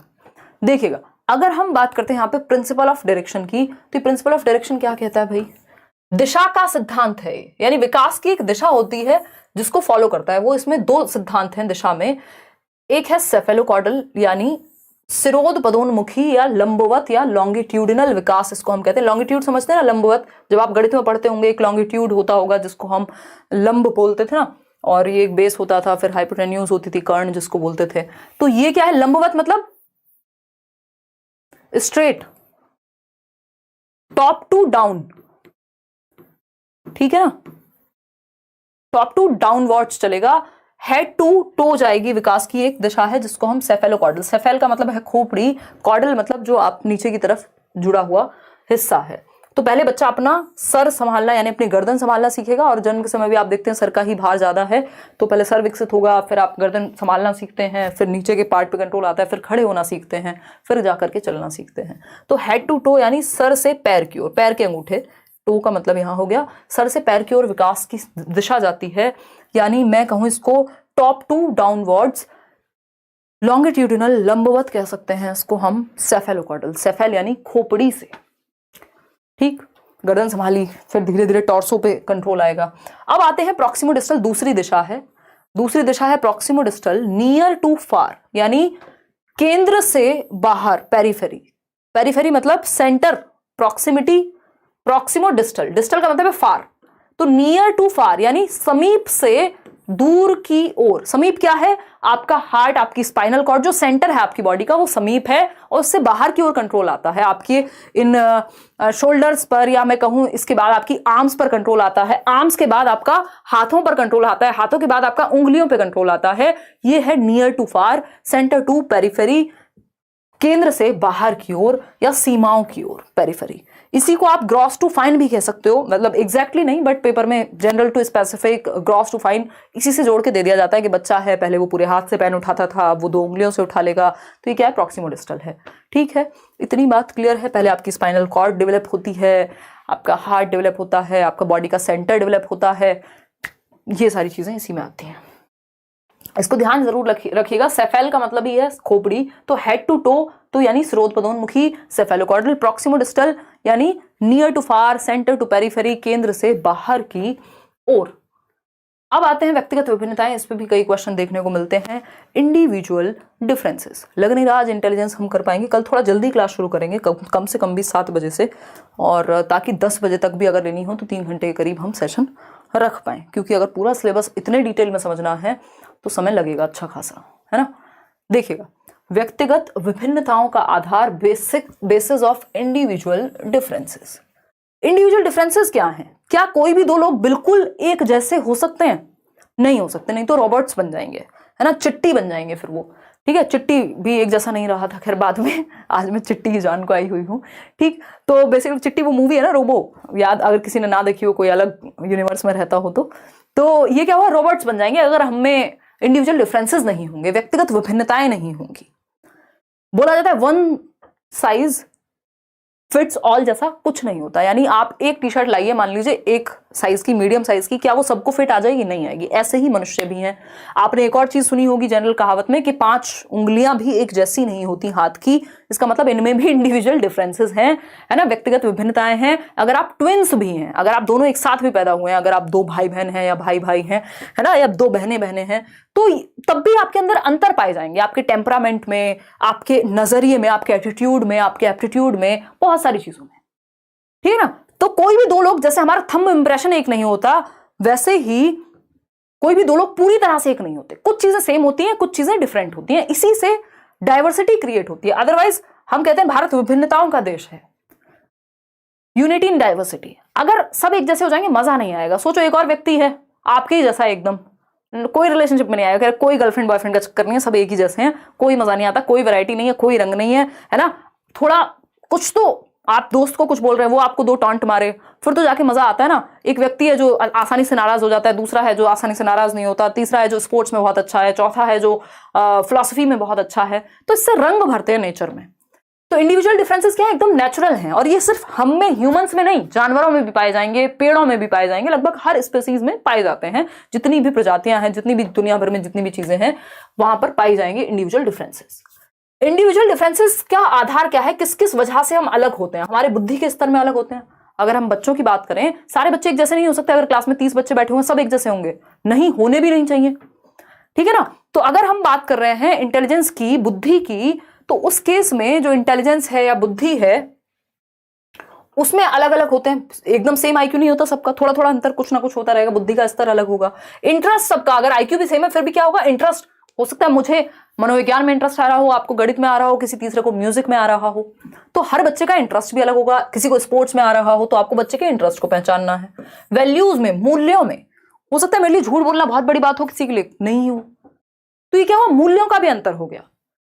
तो सबके मूल्य या वैल्यूज अलग हैं। एप्टीट्यूड में, अभिक्षमता जिसको हम कहते हैं, एप्टीट्यूड क्या है? आपकी किसी स्किल को एक्वायर करने की क्षमता, your ability to acquire a skill.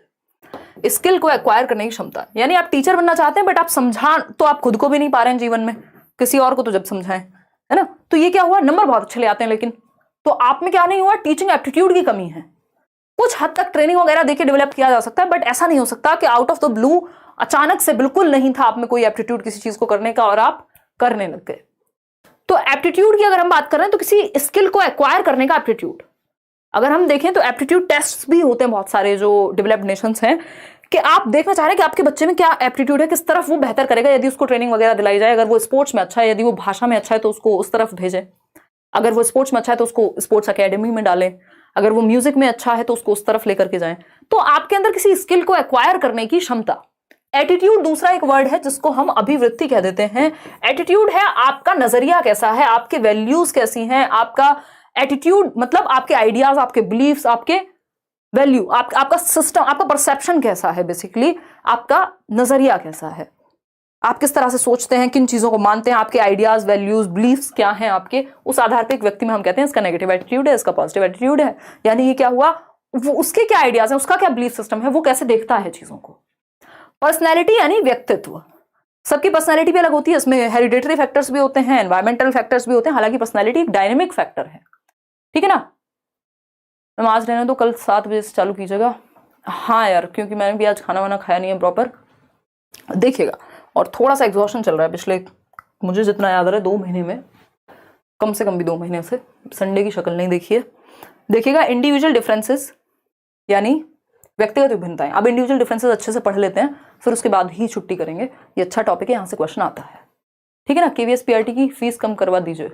अगर आपको बहुत ज्यादा समस्या है अनुराग, तो आप मेल डाल दीजिए, फ्री दिला देंगे। अगर बहुत ही एक्सट्रीम समस्या, आपको लगता है कि आप 1500 रुपये पे नहीं कर पाएंगे या 2000 रुपये, कितनी 2000 फीस है ना, अभी तो डिस्काउंट पे ही है 15 तारीख तक, क्योंकि 1500 का तो फॉर्म ही है और उसमें 10 टीचर पढ़ा रहे हैं अगर हम बैच की बात कर रहे हैं, और सभी अपने आप में एक्सपीरियंस लोग हैं।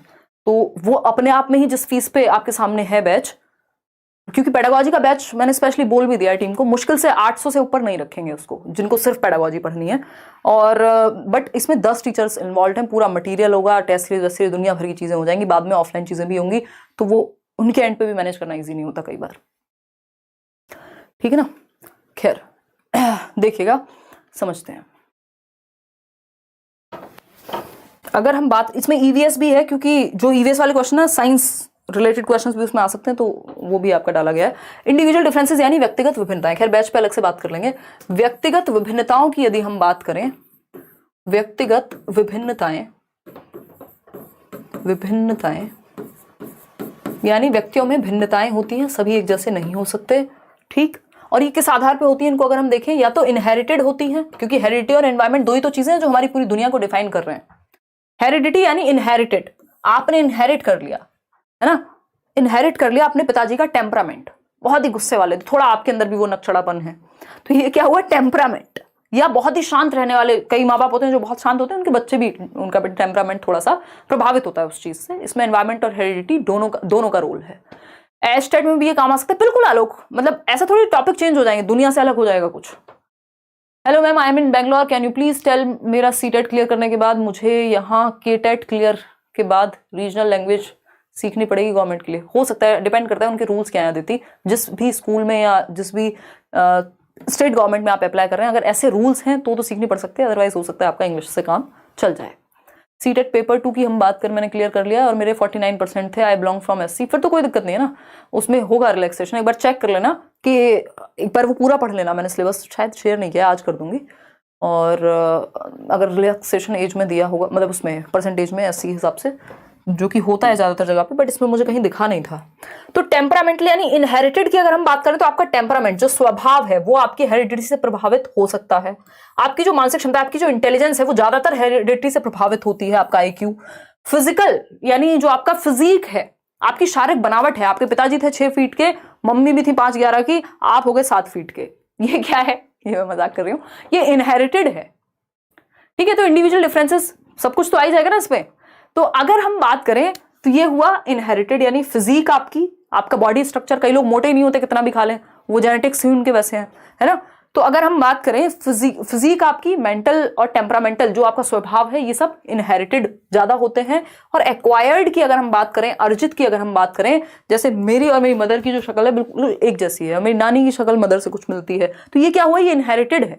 इंडिविजुअल डिफरेंसेस में तो दिखना, शेप, साइज, शक्ल सब आ जाता है ना, तो ये हुआ इनहेरिटेड वाला केस। इवन आवाज भी आप देखते हैं, आप भाई बहनों की मिक्स हो जाती है, मम्मी और बेटी की मिक्स हो जाती है, फोन उठा करके किसी को लगता है रिश्तेदार को, अरे आप हैं ये, तो हमने समझा था बहन जी होंगी, देखिएगा, या भाभी जी होंगी।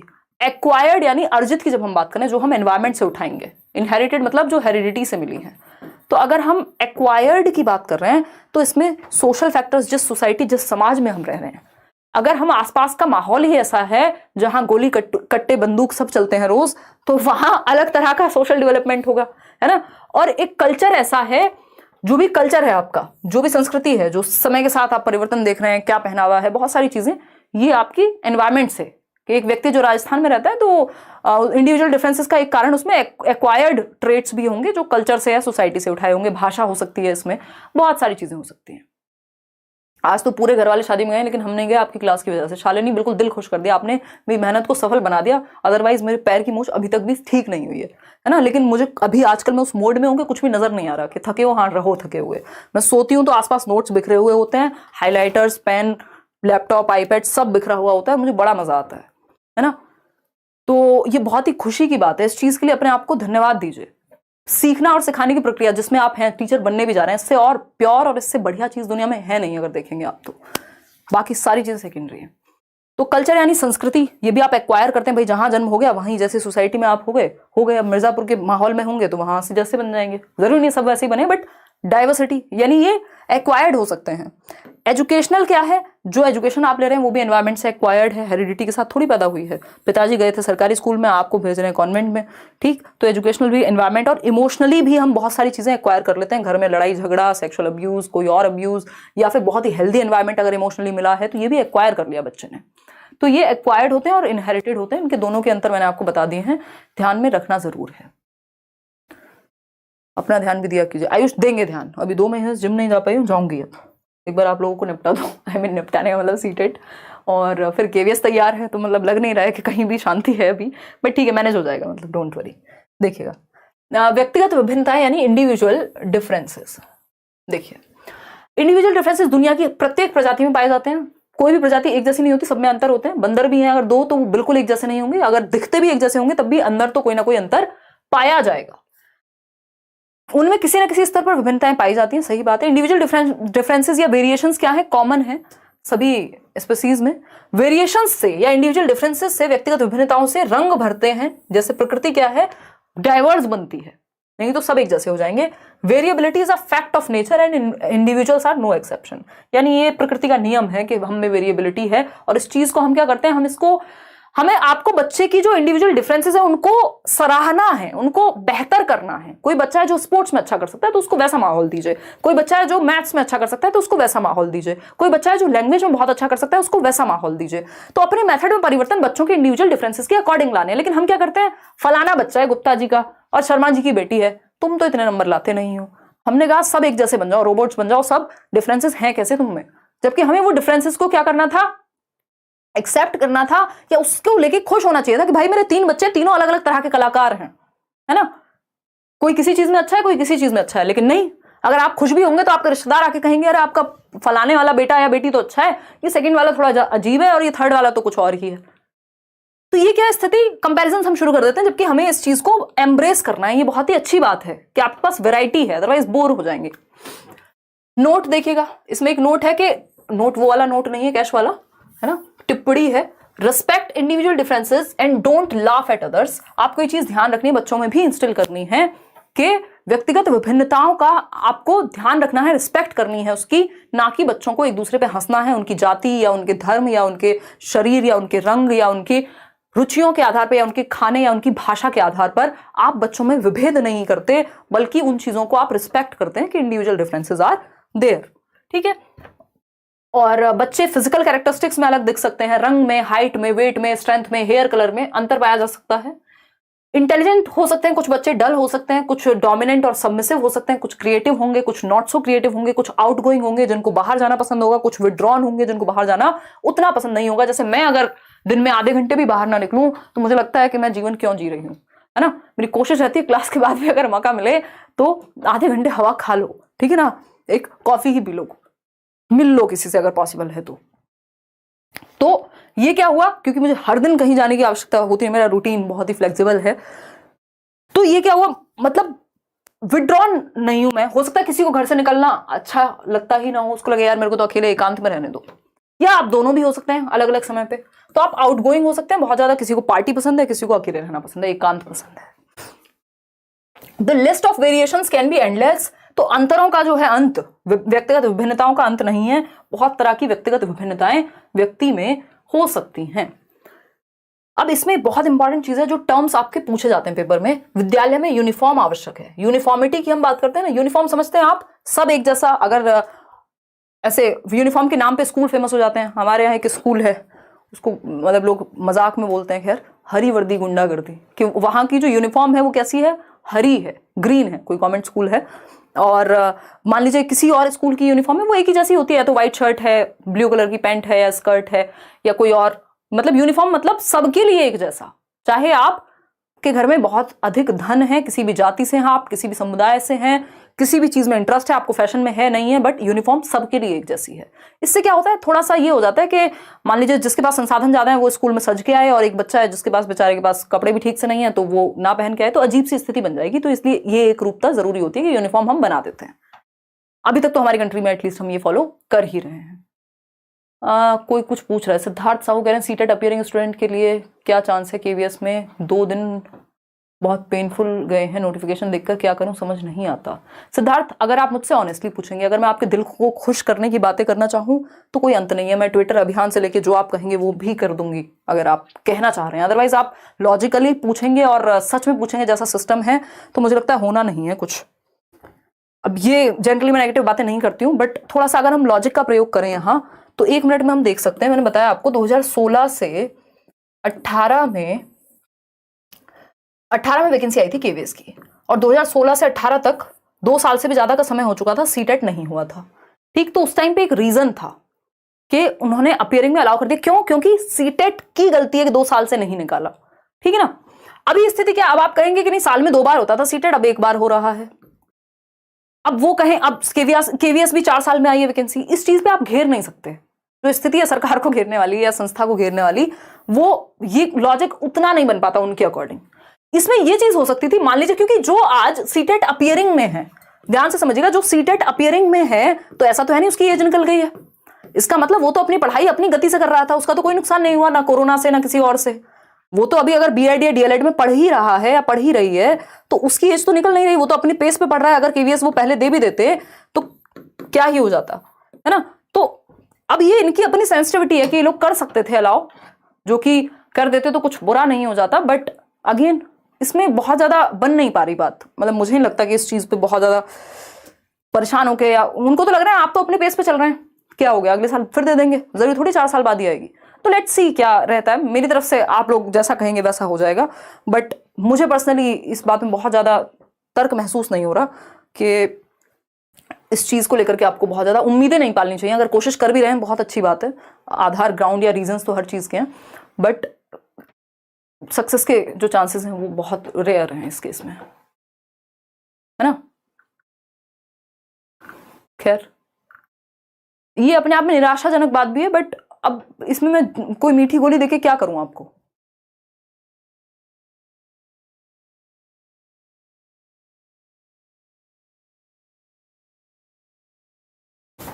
देखिएगा फटाफट से, अगर हम बात कर रहे हैं यहाँ पे, हर चीज तो यहाँ मसला बन जाती है। बीएड वाला देख लो, अभी तक लटके हुए हैं, पता नहीं कब तक क्या होने वाला है। तो यूनिफॉर्म स्कूल में तो आवश्यक है, लेकिन आपकी टीचिंग मेथड में यूनिफॉर्म की आवश्यकता नहीं है। यूनिफॉर्मिटी की टीचिंग टेक्निक आपकी डिफरेंशिएटेड होनी चाहिए, यूनिफॉर्म नहीं होनी चाहिए। यानी जो टीचिंग मेथड्स हैं वो डिफरेंशिएटेड इंस्ट्रक्शन को फॉलो करना है। ध्यान रखिएगा यहाँ पे 2 वर्ड होते हैं, एक होता है स्टैंडर्ड इंस्ट्रक्शन, यानी जो सभी के लिए एक जैसा हो, और दूसरा होता है uniform instruction. Uniform instruction KVS की वैकेंसी आएगी 1-2 साल में, या फिर डीट प्लस बी की आएगी, या और भी जगह आपका ये सुपर टेट भी निकल सकता है, बट अभी इस पे निराश होने से बनेगी नहीं बात। स्टैंडर्ड और यूनिफॉर्म इंस्ट्रक्शन, इनको दोनों को ही हटा दीजिएगा, सबके लिए एक तरीका नहीं। इंस्ट्रक्शन कैसी होनी चाहिए चाइल्ड सेंटर्ड एजुकेशन में या इंडिविजुअल डिफरेंसेस का ध्यान रखने के लिए? डिफरेंशिएटेड इंस्ट्रक्शन, यानी विभेदी अनुदेशन। विभेदी अनुदेशन यानी डिफरेंट बच्चों की नीड के अकॉर्डिंग आप इंस्ट्रक्शन प्लान कर रहे हैं, आप अपने अनुदेशन में विभेदीकरण ला रहे हैं, अंतर ला रहे हैं। आपके मेथड में अंतर हो तो कोई दिक्कत नहीं है, क्योंकि आप अलग अलग बच्चे की नीड के अकॉर्डिंग, उसके इंटरेस्ट के अकॉर्डिंग अपने मेथड में परिवर्तन कर रहे हैं। इसी को डिफरेंशिएटेड इंस्ट्रक्शन कहते हैं। ठीक है या नहीं है बात? बिल्कुल ठीक है ये बात। तो डिफरेंशिएटेड इंस्ट्रक्शन का यानी विभेदी अनुदेशन का पालन करना है, अपने टीचिंग टेक्निक में अंतर या बच्चों की रुचि के अनुसार चेंजेस लाते रहना है, अलग अलग तरह के एग्जाम्पल, अलग अलग तरह के टीचिंग लर्निंग मटेरियल्स। स्टैंडर्ड और यूनिफॉर्म तो सबके लिए एक जैसा हो जाएगा, तो सबको एक मेथड से, सबको एक डंडे से हाँकेंगे तो काम नहीं चलेगा। टीचर के लिए इंडिविजुअल डिफरेंसेस का ध्यान रखने के लिए एक तो आपको एक रूप अनुदेशन नहीं देना है कि सबको एक जैसा यूनिफॉर्म इंस्ट्रक्शन नहीं। डिफरेंशिएटेड यानी विभेदी अनुदेशन, यस ये देना है, ये पॉजिटिव है बच्चों की नीड के अकॉर्डिंग। अगर आपको ग्रुप बनाना भी है बच्चों का तो विभेदी अनुदेशन का प्रयोग करेंगे, डिफरेंट एबिलिटीज के आधार पे। ग्रुपिंग अगर हो भी रही है तो होमोजीनियस होने की बजाय, एक होता है होमोजीनियस ग्रुप, एक रूप जिसको हम कहते हैं, होमोजीनियस मत बनाइए, यानी जिसकी सबकी एबिलिटी एक जैसी है। होमो का मतलब ही होता है सेम, तो बिल्कुल सेम एबिलिटी वाले बच्चे हैं जो सब 60% लाते हैं, उनको एक ग्रुप में डाल दिया। ये मत करिए। अगर ग्रुपिंग करनी भी हो तो हिट्रोजेनस यानी विषम रूपी करिए, जहां पे डिफरेंट एबिलिटी वाले बच्चे हो, एक 60% वाला हो, एक 33% वाला हो, एक 90 वाला हो, किसी को ड्राइंग में इंटरेस्ट है, किसी को पेंटिंग में इंटरेस्ट है, तो डिफरेंट टाइप ऑफ बच्चे होने चाहिए आपके एक ग्रुप में, उसको अच्छा माना जाएगा। सेम एबिलिटी वाली ग्रुपिंग से बचना है ना। पहले तो एबिलिटी ग्रुपिंग से ही बचना है, और उसमें भी सेम एबिलिटी वाली तो बिल्कुल बचना है। अब आता है मोटिवेशन। तो मोटिवेशन हम करेंगे कल, हम 7 बजे तो हर हालत में शुरू कर ही देंगे। बस मुझे कहीं जाना ना हो कल, जो कि जाना नहीं ही होगा। आज के लिए इतना ही रखेंगे, कोई और बात हो तो बता दीजिए, है ना। हिंदी कंटेंट ज़्यादा ऐड हुआ है सेशन में, थैंक यू। हाँ गोविंद, ये नोट्स उस तरह से बनवाए थे, मतलब बनवाए क्या थे भाई, बनवाए कैसे बोल रही हूँ, तो पाप लगेगा मुझे एक्चुअली। ये नोट्स हंसी आ रही है मुझे। अब मैं आपको पूरी कहानी बताती हूँ। एक लर्नर है हमारे, उन्होंने हमें ये क्लास देख करके कुछ एक नोट्स लिख करके भेज दिए। अब उस टाइम पे क्या हुआ कि वो आ गया हमारे पास नोट्स, मैंने सोचा ठीक है यार, इसको टाइप करा देती हूँ और दे दूंगी, ईजी हो जाएगा थोड़ा मेरे लिए भी, क्योंकि अपना ही लर्नर होते हैं तो वो उसी तरह से लिख लेते हैं। अब मैंने वो टाइप करा दिए, वो थे शायद 12 पेज या पता नहीं 14 पेज, फिर वो बने 26 पेज। जब मैं पढ़ने बैठी मेरे को लगा ये भी ऐड होना चाहिए, ये भी ऐड होना चाहिए, ये भी ऐड होना चाहिए, फिर वो 26 से 47 पेज बन गए। तो अब मैं ये बोलने की अधिकारी नहीं रही हूँ कि बनवा दिए थे, इसमें बहुत मेहनत गई है। तो मतलब कोशिश मैंने ये की थी, ये टाइप करा दिए थे कह सकते हो आप, कि इसमें बाइलिंगुअल सी स्थिति रहे और आप आसान भाषा में समझ पाएं। इसको प्योर इंग्लिश मीडियम में भी दे देंगे, उस पर काम करेंगे बिल्कुल, क्योंकि ये नोट्स वाला ऐसा काम है, आप किसी से करा भी लो ना मज़ा नहीं आता, वो लैंग्वेज का टच ही नहीं आ पाता। मैम कुछ तैयारी नहीं हो पाया है, कुछ आगे मार्गदर्शन कीजिए। बीएड कर चुका हूँ मैंने, आपका पेड कोर्स भी ले रखा है, वीडियो देख नहीं पाता हूँ। अब कमर इसमें क्या करें, 2 बूंद जिंदगी की पिलाएं हैं। अगर देखोगे ही नहीं, दवाई खाओगे ही नहीं, फायदा कैसे होगा सरकार, है बताओ एक बार। तो इतना तो कर ही लो। दूसरा, अगर सीटेट की बात कर रहे हो, अगर नहीं देख पाए हो तो अब तो जितने यहाँ पे यूट्यूब पे मैराथॉन्स चल रहे हैं सिर्फ उनको देख लो। आज करियर रोल पे भी एक क्लास थी तो कुछ 1000 लोग वहां भी होंगे और मैं उनके कमेंट्स नहीं देख पाई हूँ, बट तो आई एम सो सॉरी। चलिए आज कमेंट तो मैंने वैसे भी बहुत कम लिए हैं। कल मिलेंगे 7 बजे, आप तैयार रहिएगा, है ना, और थोड़ा सा पढ़ाई करेंगे। कल हम अभिप्रेरणा करने वाले हैं, उसके बाद हम करेंगे, क्योंकि 7 से 9-10 भी बज जाए तो कोई दिक्कत नहीं है, लेकिन अभी जब 12 बजते हैं तो बहुत ही वो वाली सिचुएशन हो जाती है कई लोगों के लिए। तो ये कहानी है, फिर हम इंटेलिजेंस करेंगे। काफ़ी कुछ है यार करने को, थोड़ा टाइम लग जाए बेशक, लेकिन मेरी कोशिश ये है कि कॉन्सेप्चुअल क्लैरिटी आपकी डेवलप हो, तब तो मैराथन का फायदा। नहीं तो 1 शॉट तो मैं पेपर से पहले कराऊंगी, वो फिर आप उस समय देख सकते हैं, ठीक है ना। केवीएस की फीस बता दो, बता तो दी। जो जनरल पेपर है उसकी 1500 है, जो कंबाइंड बैच है पीआरटी वाला उसमें 2000 है, अभी डिस्काउंट है 15 तारीख तक, और ये बढ़ी हुई थी ऑलरेडी फीस, फिर इस पर चर्चा करके और इसको कम कराया है, तब जाके ये फीस है। इसके अलावा अगर हम बात कर रहे हैं तो आपका पेडागोजी का एक स्पेशल बैच है जो कल से शुरू होगा सिर्फ केवीएस के लिए ही, तो वो भी आप ज्वाइन कर सकते हैं। उसकी फीस 800 से ज़्यादा नहीं रखेंगे, है ना। अब किसी का कोई भी सवाल हो, कोई भी बात हो तो आप पूछ सकते हैं, नहीं तो हम आज का सेशन यहीं समाप्त करेंगे। मोटिवेशन किसी को पढ़ने की इच्छा हो रही है तो पढ़ भी सकते हैं। अब आपकी मोटिवेशन अगर बनी हुई है तो हमें कोई दिक्कत खास नहीं है। अब भूख लग के जा चुकी है। मैं कुछ कमेंट पढ़ लेती हूँ, फिर नेक्स्ट क्लास आपकी, इसके कई सेशन रहने वाले हैं, क्योंकि सीडीपी ही इतना बड़ा है, अगर इसको हम बहुत अच्छे से पढ़ें तो इसी को समझने में टाइम लगेगा। अदरवाइज हिंदी, इंग्लिश, मैथ्स की पेडागोजी एक दिन में निपटा देंगे, क्योंकि कुछ टॉपिक्स तो इसमें भी कवर हो जाते हैं, और ईवीएस में थोड़ा सा टाइम लग सकता है, वो भी थोड़ा लेंदी है, ठीक है ना। हाँ, एनईपी 2020 क्वेश्चन आने के चांसेस नहीं है, जिनमें आएंगे ही। पिछली बार इतने भर के क्वेश्चन दिए, अब तो एनईपी आ चुकी है ना, वो तो सब जगह आ रहे हैं। अगर आप वाइस प्रिंसिपल से लेकर दुनिया के किसी एग्जाम में चले जाएंगे आज की डेट में, तो एनईपी के क्वेश्चन आपको मिलेंगे। तो एनईपी से आप नहीं बच सकते हैं सरकार। मैंने 2 वीडियो बनाए हुए हैं, एक बार वो 2 क्लासेस अटेंड कर लीजिए एनईपी की। अब आपका कोई भी सवाल हो, सुझाव हो, विचार हो, ये नोट्स आप टेलीग्राम से डाउनलोड कर लीजिएगा, एक बार रीडिंग कर लीजिएगा, और जब क्लास देखेंगे तो और मजा आएगा। बहुत सारी ऐसी एक्स्ट्रा चीजें भी होंगी जो हम डिस्कस करते रहेंगे साथ साथ, जो जरूरी है। आपके एग्जाम सेंट्रिक बात कर रहे हैं हम, अदरवाइज तो जब मैं डेवलपमेंट की क्लास लेती हूँ पेडागोजी स्पेशल में, मुझे लगता है 15 क्लासेस तक चली जाती है एक चैप्टर की। तो वही एक बात है। मैराथन की क्लासेस चलेंगी अभी आपकी, जब तक ये सीडीपी कंप्लीट नहीं होता। इसमें 3 दिन भी लग सकते हैं, 4 दिन भी लग सकते हैं, ठीक है। चलिए, take care, bye bye. Depend करता है, कल अगर हमने 3-4 घंटे खींच दिया तो फिर 3 से 4 दिन में खत्म हो जाएगा। बहुत एनर्जी है अभी, पढ़ाइए। कौन है ये व्यक्ति? हाँ, आज इतना ही रखते हैं, फिर कल मिलेंगे। Bye bye.